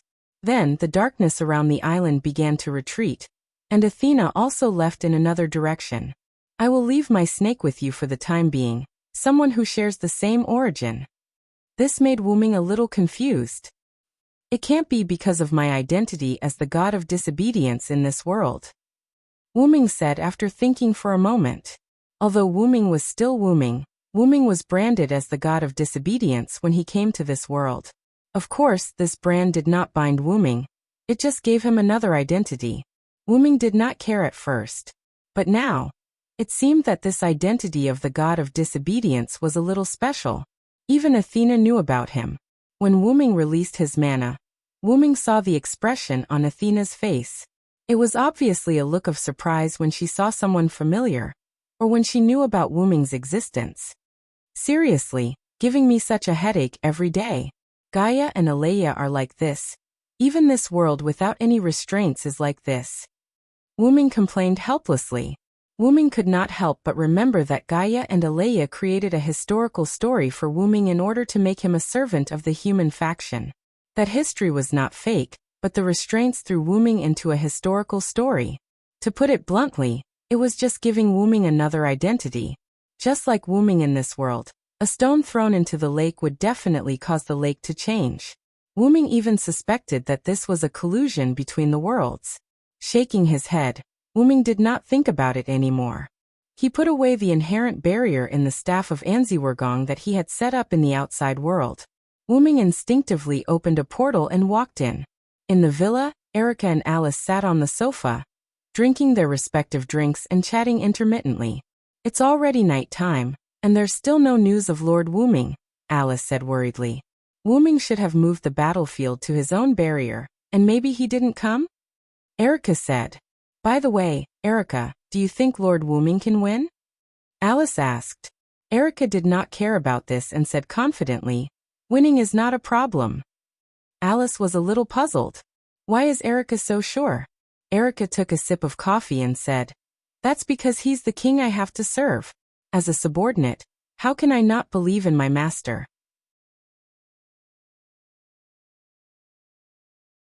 Alice was a little unhappy. What a cunning answer.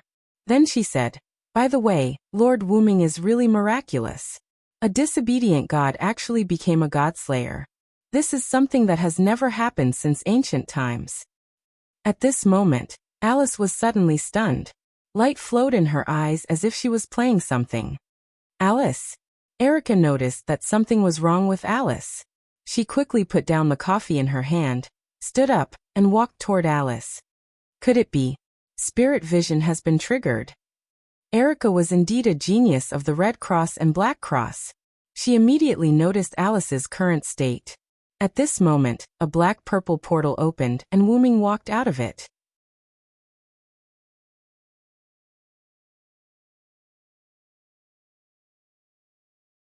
Chapter 169. Wu Ming walked out of the portal and saw Erica standing next to Alice, who was in a daze. "What's wrong with Alice?" Wu Ming asked Erica. Erica shook her head and said, "She's fine." Alice merely triggered her spirit vision. Spirit vision had two modes, active and passive. The prophecy of the starless moon in Gorgon's stone was precisely what Alice had predicted by activating her spirit vision. Clearly, her spirit vision was passive this time. Wu Ming walked to Erica's side. Looking at the dazed Alice, he mumbled, "Is there a new prophecy?" It was also at this moment that Alice's eyes regained their luster. This meant that her spirit vision had ended. "How is it, Alice? Did something new happen?" Erica asked as she bent down in front of Alice as soon as it was over. Alice glanced at Erica, then looked at Wu Ming. "Lord Wu Ming." Alice looked at Wu Ming in a daze. Seeing that something was wrong with Alice, Wu Ming hurriedly shouted, "Alice! Alice!" As if Wu Ming had been awakened, Alice's body swayed violently. As if Wu Ming had short-circuited, Alice's body became unstable as if she was about to disappear. Just as she was about to fall, Wu Ming instantly appeared beside Alice and hugged her. "Lord Wu Ming, I'm sorry. It seems that I won't be able to tell you a new prophecy here," Alice said as she lay weakly in Wu Ming's arms. "Is it the side effect of spirit vision that's causing your spirit body to become unstable?" Wu Ming asked. "Don't worry." After saying that, Wu Ming closed his eyes. On the stone plate in his heart, the long needle instantly moved to the 12 o'clock position. It was a mage wearing a long robe whose face couldn't be seen clearly. The stone plate lit up. Then Wu Ming seemed to have obtained a supreme divine power. His body flashed with a golden light, and his eyes emitted a golden light. Like a big golden light bulb, Erica and Alice in Wu Ming's arms couldn't help but squint their eyes. "Is this Lord Wu Ming's power?" Alice, who was in Wu Ming's arms, asked weakly. "Yes, this is the mage's incarnation, which evolved from Wu Ming's youth's incarnation." The young man's incarnation had a powerful power of speech. It could bless human beings, gain power from human beings, and it also had a very important thing, blessing. Naturally, the magician that evolved from the youth also had the ability to grant protection to others. "It's coming, Alice." After saying that, Wu Ming's face slowly moved towards Alice. Wait, no, Wu Ming-sama." Alice, who had never experienced such a thing, closed her eyes with a red face. Then, just when Alice thought that Wu Ming was going to kiss her, there was nothing wrong with her lips, only her forehead. Alice opened her eyes and saw Wu Ming's forehead tightly pressed against hers. Wu Ming's big golden eyes looked at Alice with a hint of a smile. Alice was a little embarrassed, and her face instantly became more rosy. "Focus, close your eyes, I'm going to give you a blessing," Wu Ming reminded her. Yes, Alice said with a red face. Then Alice closed her eyes and began to receive Wu Ming's blessing. A steady stream of huge magical power was transmitted to Alice's body through her forehead. In an instant, the magical power was transformed into vitality, replenishing Alice's weak body. Alice felt as if she was soaking in a hot spring. Her surroundings were filled with warmth, and gradually, Alice had the idea of falling asleep. After Wu Ming felt that it was enough, his forehead left Alice's forehead and removed the mage's incarnation. Looking at Alice, who had a happy smile on her face and closed her eyes, Wu Ming patted Alice's cheek and said, "Wake up, don't fall asleep." Alice suddenly opened her eyes, looked at Wu Ming with some embarrassment, and said, "Sorry, Lord Wu Ming, the feeling just now was too comfortable, and I accidentally indulged in it." Wu Ming was a little curious, and then said, "Was it that comfortable?" After all, this was the first time Wu Ming used the power of blessing on others, and he was not very familiar with it. Maybe my divine aura was mixed in. Wu Ming thought so. Then Wu Ming continued, "Because your body is not your real body now, I did not give you too much blessing. This blessing can last for about 7 days, and it can be said that there is no problem at all to maintain your ghost body." "Thank you very much, Lord Wu Ming."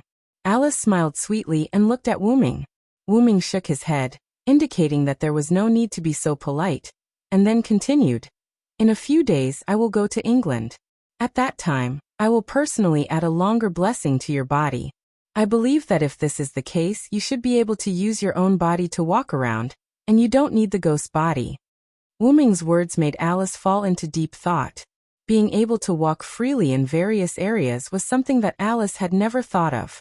After all, Alice's body was weak because of the negative effects of her powerful talent. This was not a disease, and it was basically untreatable. Just as Wu Ming looked at the pondering Alice, the person next to him was a little unhappy about being ignored. I say, it's about time for you to let go, Erica said with a fake smile, but everyone could hear the anger in Alice's voice. At this moment, Wu Ming and Alice realized that the two were still hugging each other. Ah! Alice screamed and quickly broke free from Wu Ming's two big hands. Wu Ming took the initiative to let go of Alice and smiled awkwardly. Ahem, although your Highness Alice's body is fine, your spirit hasn't fully recovered. Your Highness Alice, would you like to take a rest? Erica said after coughing. Spirit vision consumed not only magic power, but also the caster's spirit power. This was also the reason why many witches fainted after divination. It was because the things they prophesied were too huge. The huge here didn't refer to the body, but to the status. Wu Ming also nodded in agreement, then looked at Alice. Alice shook her head and said, I'm fine. I think it's better to tell Lord Wu Ming the new prophecy as soon as possible. And after Lord Wu Ming added a blessing to me, I feel unusually excited. I don't feel the fatigue from using spirit vision at all. With that, Alice jumped up and down like a little girl to show that she was completely fine.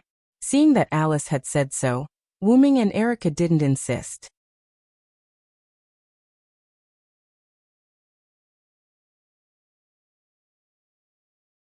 Chapter 170. Alice, Wu Ming, and Erica sat on the sofa together. Then, Yali Anna served drinks for the three of them. Wu Ming and Erica both looked at Alice quietly, waiting for her to say the prophecy. The starless night was broken by the legendary dragon. The earth withered, the sea dried up, and the world fell into a dead silence. The divine saber and the holy sword collided, and the hero and the demon king confronted each other. Alice said, I saw a brave man with a divine sword and a demon king with a holy sword in Japan. Every blow had supreme power. The sky was torn apart, the earth was torn apart, and the sea was burned to dry up. As if she had remembered the scene she saw in the prophecy, Alice's body trembled a little as she said. Wu Ming grabbed Alice's hand. As if she had found a life-saving straw, Alice calmed down. Don't think about that for now, Alice. You saw a scene that was too long in the timeline or too high level. It's not something you can bear right now, Wu Ming comforted her. Then Wu Ming, Alice, and Erica began to think about the meaning of this paragraph. Let's see how the legendary dragon broke the starless night. The starless night should refer to Athena. Then, does this legendary dragon refer to Wu Ming? Erica said. Wu Ming shook his head and said, not necessarily. Athena came today, but she might not have the confidence to attack me. After I said something to Athena, she left on her own. At this moment, Erica said excitedly, wait, you didn't kill Athena? At first, when Wu Ming returned, Erica didn't ask him if he had killed Athena because of Alice. However, Erica still had confidence in Wu Ming, so she didn't ask again. Looking at the agitated Erica, Wu Ming smiled. Isn't that normal? I'm not in urgent need of authority to increase my strength, and Athena shows no signs of declaring war on me. Isn't this a good result? Wu Ming found that the power of Welslana and Mekl was enough for the time being. It should be said that even if it was only Welslana's power, after being sublimated into Wu Ming's noble phantasm, Wu Ming could be regarded as an existence that could do whatever he wanted. As such, there was no need to overly pursue power. Wu Ming was an origin dragon. As long as he was accelerated by external forces, or waited until he reached adulthood, Wu Ming's power would naturally undergo a qualitative change. Pursuing power was nothing more than an act of Wu Ming to protect himself during his childhood. There was no need to overdo it. Erica sighed and said unhappily, forget it. You're the king. You call the shots. Looking at the unhappy Erica, Wu Ming comforted her. Don't worry, Athena is now lacking a divine spark. Even if she stays on the ground, it won't affect time. Alice covered her mouth and laughed. Lord Wuming is really magnanimous. This is called confidence. Wuming shrugged. Ahem. So if the legendary dragon isn't Wuming, then who is it? Everyone pondered. The legendary dragon should be referring to myself. Breaking the starless night shouldn't be referring to what happened today. After all, Athena retreated of her own accord and didn't fight. At present, the Gorgon stone is still in my hands. The legendary dragon breaking the starless night is likely to happen in the future. Wuming thought. Let's not talk about this for now. Have you noticed that the demon king with the holy sword is likely to be the god slayer? Because his speculation was almost done, Wuming began to change the topic. According to the saying, the confrontation between the hero and the demon king. If the demon king refers to the god slayer, then the hero with the divine sword refers to the god of disobedience, Erica said. And the series of disasters mentioned later are likely to be caused by the descent of the god of disobedience, but it can't be ruled out that it was caused by the god slayer, Alice added. The problem now is the identity of the hero with the divine sword and the demon king with the holy sword. It's easy to find the god slayer with the holy sword. After all, there are only 7 god slayers. But it's hard to say about the god of disobedience with the divine sword. In the myths, there are many gods who use the divine sword as their weapon, Alice said with a headache. Everyone pondered. After a moment, Wuming spoke. Let's not think about this for now. We can't figure it out now. At worst, we'll just deal with it when it comes. Wuming. Lord Wuming. Erica and Alice grumbled. That's enough. Even if the sky falls, there are tall people to hold it up. If you keep thinking so hard, you'll grow old. As he spoke, Wuming stood up. In a few days, Erica and I will send you back to England. You can think about these things then. After that, Wuming left the living room. After Wuming left, Erica sighed. He really isn't worried at all. Erica didn't know whether to be happy or distressed. Should she be happy that her king was confident or distressed that she was too ambitious? Alice smiled faintly and said, Isn't this good? As a king, you have to have confidence. This is also the charm of a king.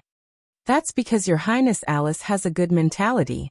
You're the Princess Alice who fought a battle of wits with Black Prince Yarek, and even drove him out of England in the end.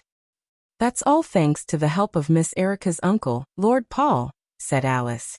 You're too serious, Your Highness Alice. You'd better go and get some rest. After all, mental exhaustion can't be eliminated. Erica stood up and was about to send Alice back to her room. I know, Miss Erica. I'll go by myself. By the way, Lord Wuming is really outstanding. You must seize the opportunity. After teasing Erica, Alice walked up the stairs and toward her room.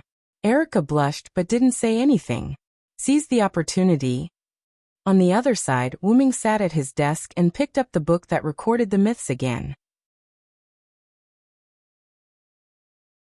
It seems that I have to finish recording the myths as soon as possible, or the sword of spiritual speech will become useless, said Wuming. After learning that the god of disobedience who caused the starless night was Athena, Wuming had thought that he had to record the myths in his spare time. In this world where the god of disobedience often appeared, he couldn't do anything without a store of knowledge. Compared to other authorities, although the sword of spiritual speech hadn't been upgraded or enhanced, it was still Wuming's trump card. After all, this sword of spiritual speech was too unfair. As long as one knew the stories of the gods, they could seal the gods' abilities. The warrior authority, which had been upgraded to a noble artifact, could naturally be used on heroic spirit followers.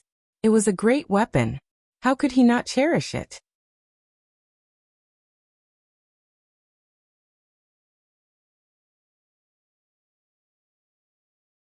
Chapter 171.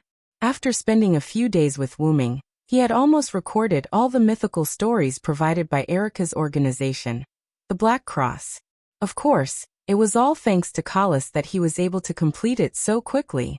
Wuming lamented more than once about how right he had been to ask Zelik for the most advanced magic suit. This morning, Wuming, Erica, and Alice arrived at the Italian airport. Due to the fact that something so important had happened, Alice had to return to England. Wu-ming, on the other hand, had nothing else to do now. He was preparing to go to England with Alice and give her real body protection. Erica, on the other hand, was going to follow Wu-ming to England. What a joke. Even though Wu-ming was indeed much more harmless than the other godslayers, Erica was still worried about leaving Wu-ming alone somewhere else, so she naturally had to follow him. In fact, the reason why the Black Cross in copper allowed Erica to become Wu-ming's follower and Wu-ming's knight was to monitor Wu-ming for fear that he would do something big. Even so, Wu-ming could still sense that Erica wasn't just monitoring him, but really wanted to become his knight. That was why Wu-ming kept her. As for why he didn't directly use teleportation magic, Wu-ming expressed his helplessness. The constitution of the Godslayers was to repel all magic spells below the divine level, be it beneficial or harmful. Although teleportation magic spells that entered the body could work, it was obvious that teleportation magic couldn't be carried out in the body. This also meant that teleportation magic couldn't work on Wu-ming. Wu-ming had used a portal before, but that was because the portal was a channel established in 2 places and didn't have any effect on Wu-ming's body. So it could be used. It could be considered a trick. However, Wu-ming hadn't been to England in this world, so he couldn't use the portal. As a last resort, the 3 of them could only take a plane to England at the airport. On the plane, in the first-class cabin, Wu-ming complained, "I have to say the Godslayer's physique is really troublesome sometimes." "Don't say that, Lord Wu-ming. Let's not talk about having a problematic physique. Even if it's something even worse, many people would still want to become Godslayers," Alice said with a smile. "Seriously, Wu-ming, you should be content. You're now one of the only 7 kings in the world," Erica complained. "That's true. Lord Wu-ming, you should be content." Alice and Erica both laughed. However, Wu-ming stared at Alice. What's wrong, Lord Wu-ming? Why are you looking at me like that?" Alice blushed a little, her hands clasped together awkwardly. "It's nothing. I just feel that Alice is really beautiful now." Wu-ming smiled. "Ha. Why? Why do you say that, Lord Wu-ming?" Alice blushed slightly as she spoke with some shyness. "Because you're very similar to a friend of mine," Wu-ming said. "Rather than a friend, she's more like a confidant. Her smile is very beautiful. Every time I see her smiling face, my heart feels as if it's being cleansed," Wu-ming said with a nostalgic expression. Wu-ming thought of Jeanne d'Arc. Alice was just like Jeanne d'Arc. She was calm, peaceful, and beautiful. "Is that so? Then I'm honored," Alice said with a smile. As for why Wu-ming did not feel this way when he faced Erica, it was because he was reminded of Erica Ainsworth. Moreover, Erica gave Wu-ming the impression that she was a strategic-type knight. That's right, she was like a cunning vixen. Erica suddenly looked at Wu-ming. She narrowed her eyes and said, "I have a feeling that you're thinking of something rude, Wu-ming." How? How is that possible? It's just an illusion." Wu-ming smiled awkwardly. "Then, Lord Wu-ming, do you mind telling us the name of your friend?" Alice also wanted to know more about someone who could be called a friend by Wu-ming, who was both the god of disobedience and the god slayer.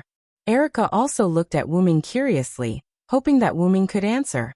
Wu-ming naturally would not dampen their spirits. Therefore Wu-ming said, "Her name is Jeanne." "Jeanne?" The 2 girls were somewhat confused. After all, this name sounded like the name of an ordinary girl. However, with Wu-ming's identity, could the girl he befriended, and even the girl who was his confidant, be an ordinary girl? Obviously, it was impossible. While the 2 girls were puzzled, Wu-ming added, "Also known as Jeanne d'Arc." "Jeanne d'Arc?" The 2 girls exclaimed in surprise. When Wu-ming said this, the 2 girls understood.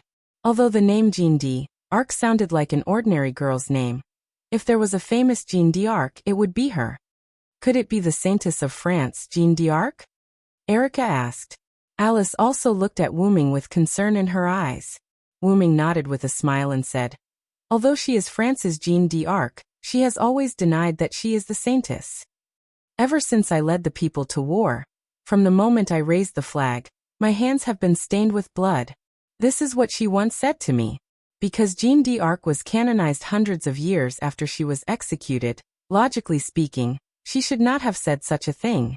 But after all, Wu-ming's origin was mysterious, So the two girls did not ask how Jean d'Arc knew that they were the Saintess.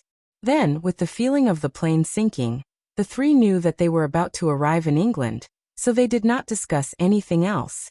After getting off the plane, a tomboy walked towards the three of them. Looks like someone is here to pick me up." Alice smiled. The tomboy in front of Alice walked over and said to Wu-ming, "You must be the king of disobedience, Lord Wu-ming. I'm sorry for the trouble my young lady has caused you." Erikson bowed to Wu-ming apologetically. "That's not the case. I actually quite like Alice," Wu-ming said politely. Erikson seemed to have understood something, and his pupils shrank. Then he said, "Although I am very happy that Lord Wu-ming and Miss Alice got married, now is not the time to celebrate. Marquis Warban is here." Marquis Warban? Alice and Erikson were shocked. Wu-ming frowned and thought for a moment before saying to Erikson, "He's here to see me, right?" "See you? Lord Wu-ming." Erikson and Alice were both confused. After all, Wu-ming and Warban did not have any direct contact, so logically speaking, the two of them should not be related. Alice thought of something and quickly said, "Could it be the Gorgon stone?"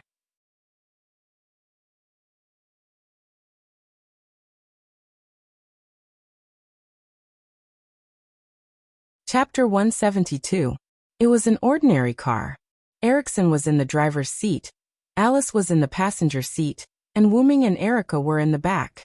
After a simple explanation of the situation, Erikson brought the three of them into the car.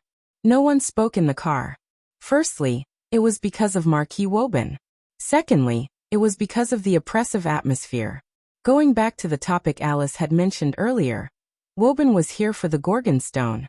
After all, with Marquis Woban's personality, it was very likely that he was here for the Gorgon stone, which could attract the attention of the god of disobedience. But, even though it is very likely that Woban is here for the Gorgon stone, it is also possible that he is here for me, Wu-ming suddenly said. Wu-ming looked around at Erica and Alice and continued, "You have to know that even though I am a godslayer, I am still a god of disobedience." Erica and Alice instantly understood when Wu-ming said this. With Marquis Woban's personality, he would definitely find a god of disobedience to hunt, but he wouldn't reject a godslayer of his own kind. If there was an existence that was both a godslayer and a god of disobedience, then it is very likely that Marquis Woban will come looking for trouble with you, Erica said. Alice said with some concern, "Not to mention, the Gorgon stone is still in your hands, Lord Wu-ming. Marquis Woban will definitely not mind taking it for himself." "He wants to fight me and deal with Athena at the same time? What an energetic old man," Wu-ming said with some sarcasm. Erikson still maintained his duties as the driver and didn't say a word. It seemed that Erikson was still a little afraid of Wu-ming. However, there was nothing that could be done about it. After all, in the eyes of the Sage Council of Greenwich, who specialized in the study of godslayers, all godslayers were terrifying. In any case, the enemy is already here. I'm afraid we have no choice but to fight. Erica sighed. Alice, on the other hand, seemed a little worried. Wu-ming said, "Don't worry, Alice. I will fight with Marquis Warban within my barrier. It won't affect the surrounding cities." Alice paused for a moment, then nodded. Although Wu-ming said so, the worry in Alice's eyes was still there. Every time she looked at Wu-ming, the worry in her eyes deepened. Because of the arrival of Marquis Wu-ming, Erica and Wu-ming decided not to go to Alice's house. At the request of Wu-ming, Erikson stopped the car by the roadside. Wu-ming and Erica got out of the car. Alice still looked worriedly at Wu-ming and Erica. "Please be extremely careful. If possible, please do not cross swords with Marquis Warban. Please use words to resolve the issue." Although Wu-ming didn't want to complain, Wu-ming still had to say it in his heart. Is it possible for the Godslayer to resolve the issue with words? Don't worry. With me, Erica Blantley, who has inherited the Diable Dragon, my master will have nothing to worry about, Erica said as she patted her chest. Of course, this was only if she could guarantee that she wouldn't be at a disadvantage when talking with Marquis Warban. Alice nodded and said, "If it's Miss Erica, I can be a little more assured. Again, please be extremely careful." After that, Erickson sped away from the place even faster than before. Am I that scary? Wu-Ming pointed at himself and said, You're the Demon King. It's natural for Miss Erica to be afraid of you. Erica giggled and covered her mouth. Wu-Ming shrugged helplessly. Then the two of them came to a large building. This was the exclusive residence that the Sage Parliament of Greenwich had built for Marquis Warban after learning that he was coming. Wu-Ming and Erica looked at the roof and looked at each other. This should be the address that Erickson provided for Marquis Warban. Wu-Ming sighed. Speaking of which, the Sage Council sure has a lot of free time on their hands. They actually built such an exclusive residence for the Godslayer that's about to arrive. It's so grand that I feel bad about destroying it, Wu-Ming continued. Erica looked at Wu-Ming helplessly and said, That's because Marquis Warban is a veteran Godslayer who has been famous for a long time. Even the Sage Parliament of Greenwich, which specializes in investigating Godslayers, doesn't know the number of his powers and the specific abilities of his powers. Because the Sage Parliament of Greenwich was established in the middle of the 19th century, and Marquis Warban killed a Godslayer in the early 18th century, even the Sage Parliament, which specialized in Godslayers, didn't know about Marquis Warban's powers. You must be careful, my lord. Don't worry. Even so, I don't think I can lose. After all, I'm the master of the Red Devil, Diable Rouge, Wu-Ming joked. As expected of my lord. This is a master worthy of my service. The corners of Erica's mouth curled up, revealing a brilliant smile. Then let's go. Let's meet this old man. With that, Wu-Ming and Erica stepped into the large building. At the top of the building, a tall and thin old man in a black trench coat was sitting on a throne. A magic array was engraved in the center of the hall, and a girl with long chestnut-colored hair and white ceremonial robes knelt in the center of the magic array. Beside Marquis Warban stood a mage who looked like a corpse and whose face couldn't be seen clearly. He held a crystal ball in his hand and placed it in front of Marquis Warban. Looking at the crystal ball in front of him, Marquis Warban's lips curled up into a smile. His emerald-like vertical pupils exuded a wolf-like gaze. Marquis Warban looked at the Caucasian girl with the silver-white ponytail who was half-kneeling with her head lowered. The young girl was wearing a black military uniform with yellow edges.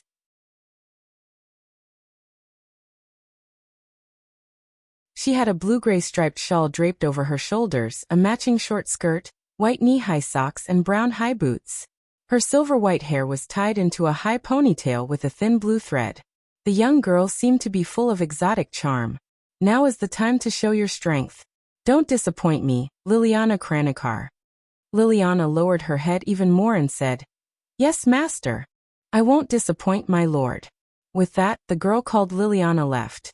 It seemed like she was going to stop Wu-Ming and Erica. Marquis Warban looked at the crystal ball with joy and said, Let me see how you, the god of disobedience and the god slayer, can break through my servant. Let's use your strength to prove whether or not I need this witch. With that, Marquis Warban's wolf-like green eyes looked at the girl in ceremonial robes kneeling in the center of the magic array. God, the girl prayed.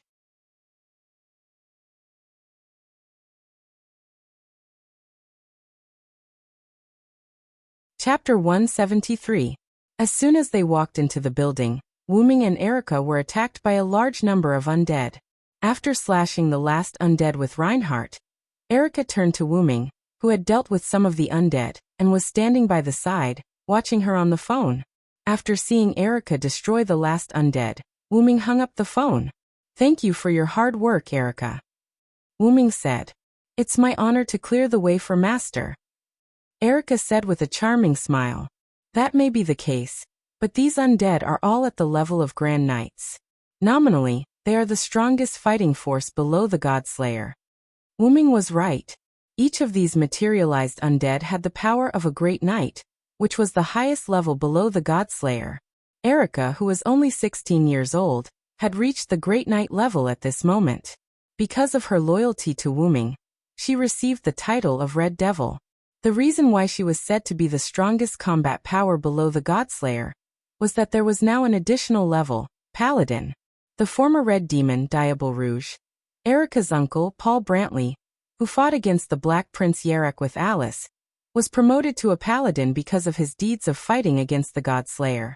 Because Paul's level had reached the highest Great Knight level, and above that was the Godslayer. Therefore, Greenwich's Sage Council updated a new level paladin. It could be said that the level of paladin was specially set up for Paul. As for who else would resist the Godslayer in the future, maybe they would also be promoted to paladin.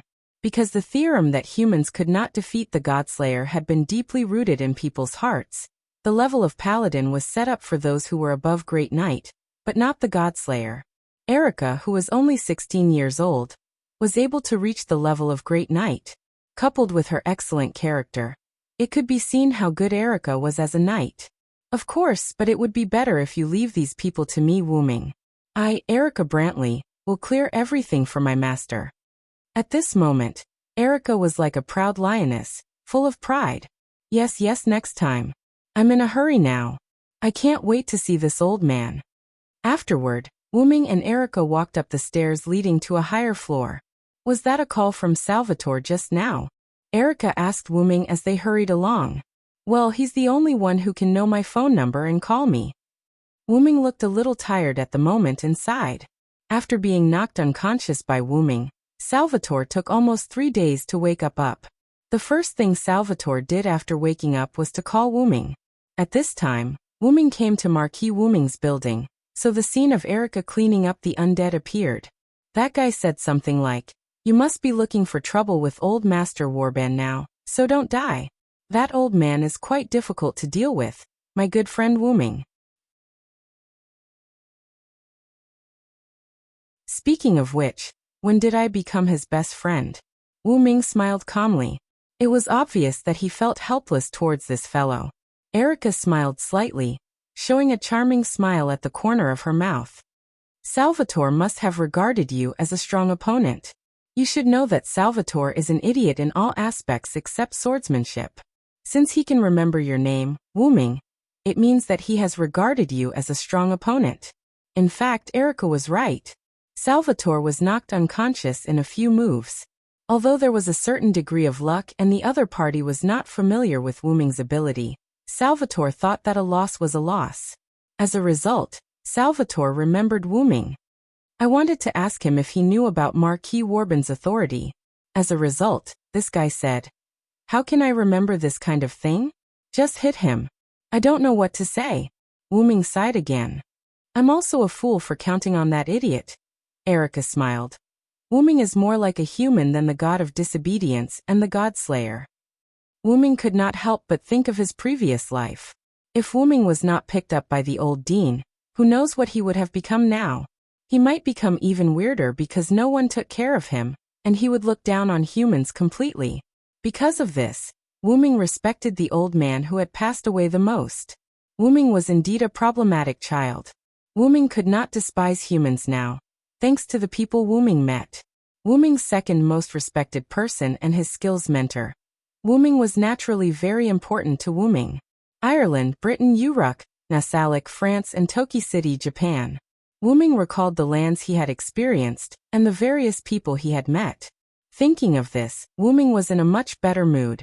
Even the desire to fight with Marquis Warband had lessened a lot. That's because I have a bond. Looking at Wu Ming, who was smiling particularly brightly, Erica was also stunned for a moment. Then she smiled as well. Then can I also be a part of it? Wu Ming smiled and did not answer. Erica, on the other hand, saw the answer in Wu Ming's eyes. For some reason, the other party did not stop them at all.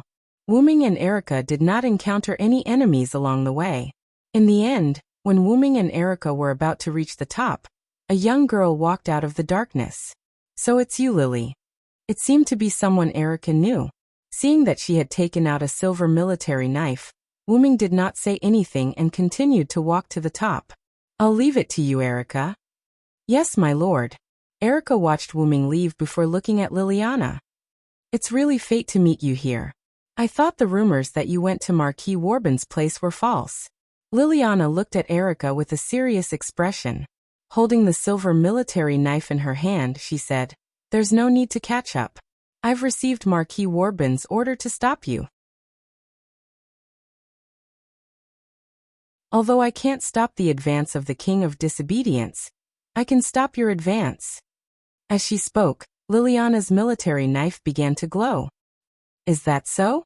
Then let's try it." Erica held the thin sword and placed it in front of her. Then she continued. "It's time for a duel, Lionheart, Coeur de Lion. My wings become the steel of the phantom blade. Silver master craftsman Il Maestro, grant me strength." As two prodigies of two Italian magic societies and the attendants of two kings, Erica and Liliana began to fight for their respective masters. At the top was an empty hall. In the center of the hall was a complicated and precise magic array. In the center sat a young girl with long chestnut-colored hair and ceremonial robes. In the center of the hall, a thin but shrewd old man sat there. Wu Ming slowly walked to this floor, as if he was taking a leisurely stroll. In the darkness, Marquis Warban's green vertical pupils exuded a cunning gaze. His gaze was fixed on Wu Ming. Wu Ming looked at Warban. Neither of them spoke. The atmosphere began to become tense. Only the chestnut-haired girl trembled under the pressure of the two kings.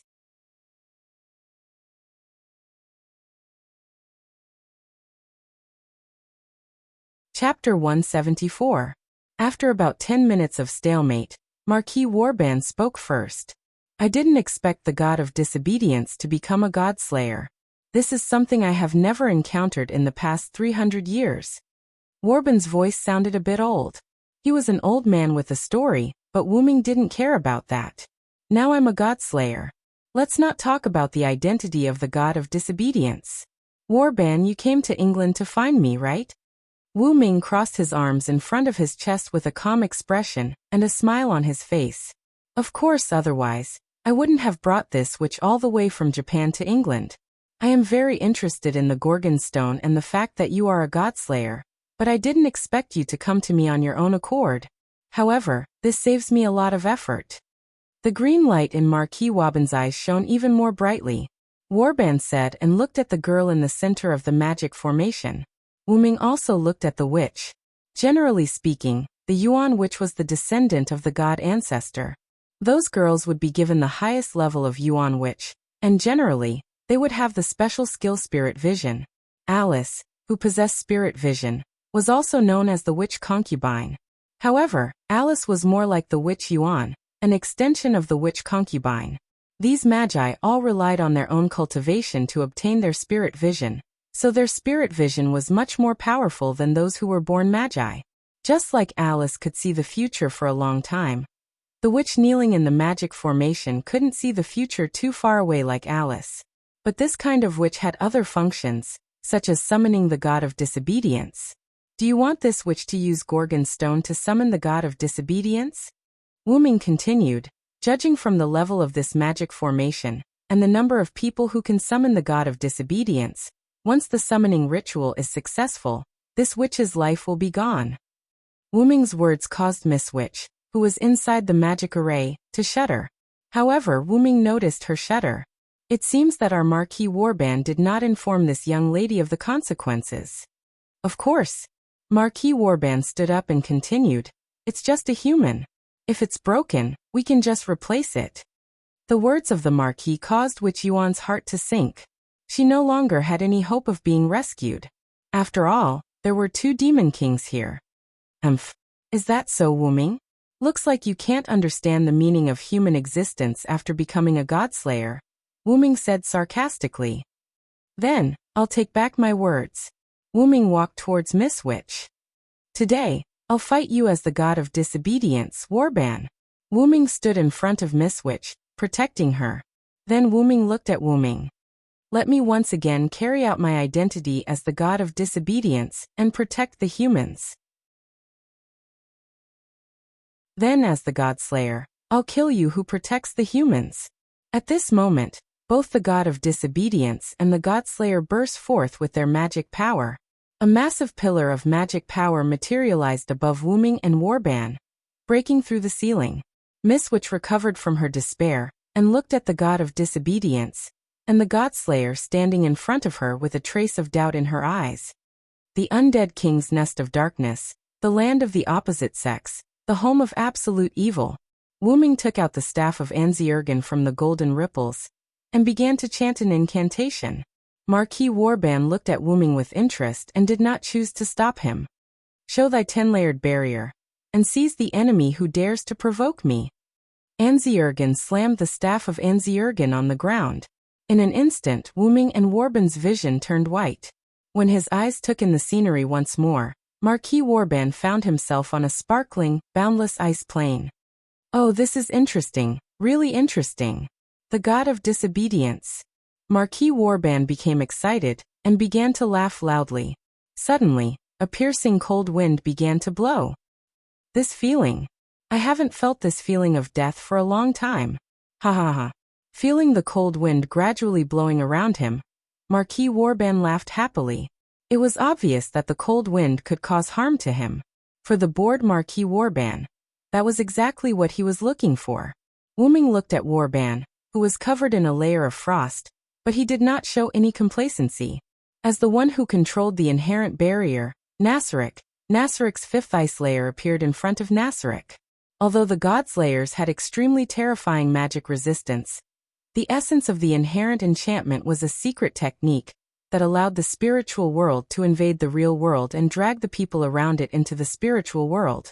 Therefore, the inherent enchantment was effective even against the god's layers. Of course, in the eyes of Miko, Wu Ming and Warban disappeared in an instant. The fifth layer of Nasalik had a passive effect that continuously froze the intruder, and that effect ignored the enemy's defense. When the Crusade team invaded Nasalik, because they had items that could resist this effect, or they relied on their level to directly pass the fifth layer did not stop many enemies. However, this didn't mean that the fifth level of Nasalik and the other areas of Nasalik were weak. The reason why a game was because it was challenging.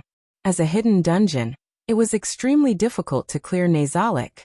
In addition, Nasalik was transformed into a guild encampment by the current members of Anziwergong, and its performance was enhanced a lot. The reason why the players were able to break through Nasalik was that the enemy had a large number of people, and the second reason was that the enemy had items that could resist the field effect. One must know that the game Yggdrasil was famous for its high degree of freedom, which led to many bug-level items and skills being countered by even more bug-like items and skills. That was why the game Yggdrasil attracted the players with such a high degree of freedom. However, many of the bug-level effects in Nasalik had become great weapons in other worlds without game items. The eternal frozen wind that blew on the ice field was such a negative bug. In short, Marquis Warban couldn't stand the damage. However, for the God-Slayer's physique, that alone could not kill him. Come on. The unknown god of disobedience. Let me see your power. Marquis Warban roared and turned into a giant werewolf. Some of his hair fell from his body, and he turned into a 2-meter-tall gray wolf with rat fur. Awah. The giant wolves rushed toward Wu Ming, and their greedy mouths exuded a foul stench. Wu Ming did not even look at them. He gently raised the staff of Anziwergong, and countless white flames instantly erupted on the giant wolves. In just a flash, Wu Ming's wolves were all burned to death by Wu Ming's flames. You're tuning in to the Li Mei's Wuxia Whispers YouTube channel. We're so grateful for your support, and don't forget to subscribe to join us on this incredible journey through captivating stories. Your generosity through donations truly makes a world of difference, as it's the primary source of revenue that allows me to expand and enhance this channel for you. Thank you from the bottom of my heart for being a part of this adventure.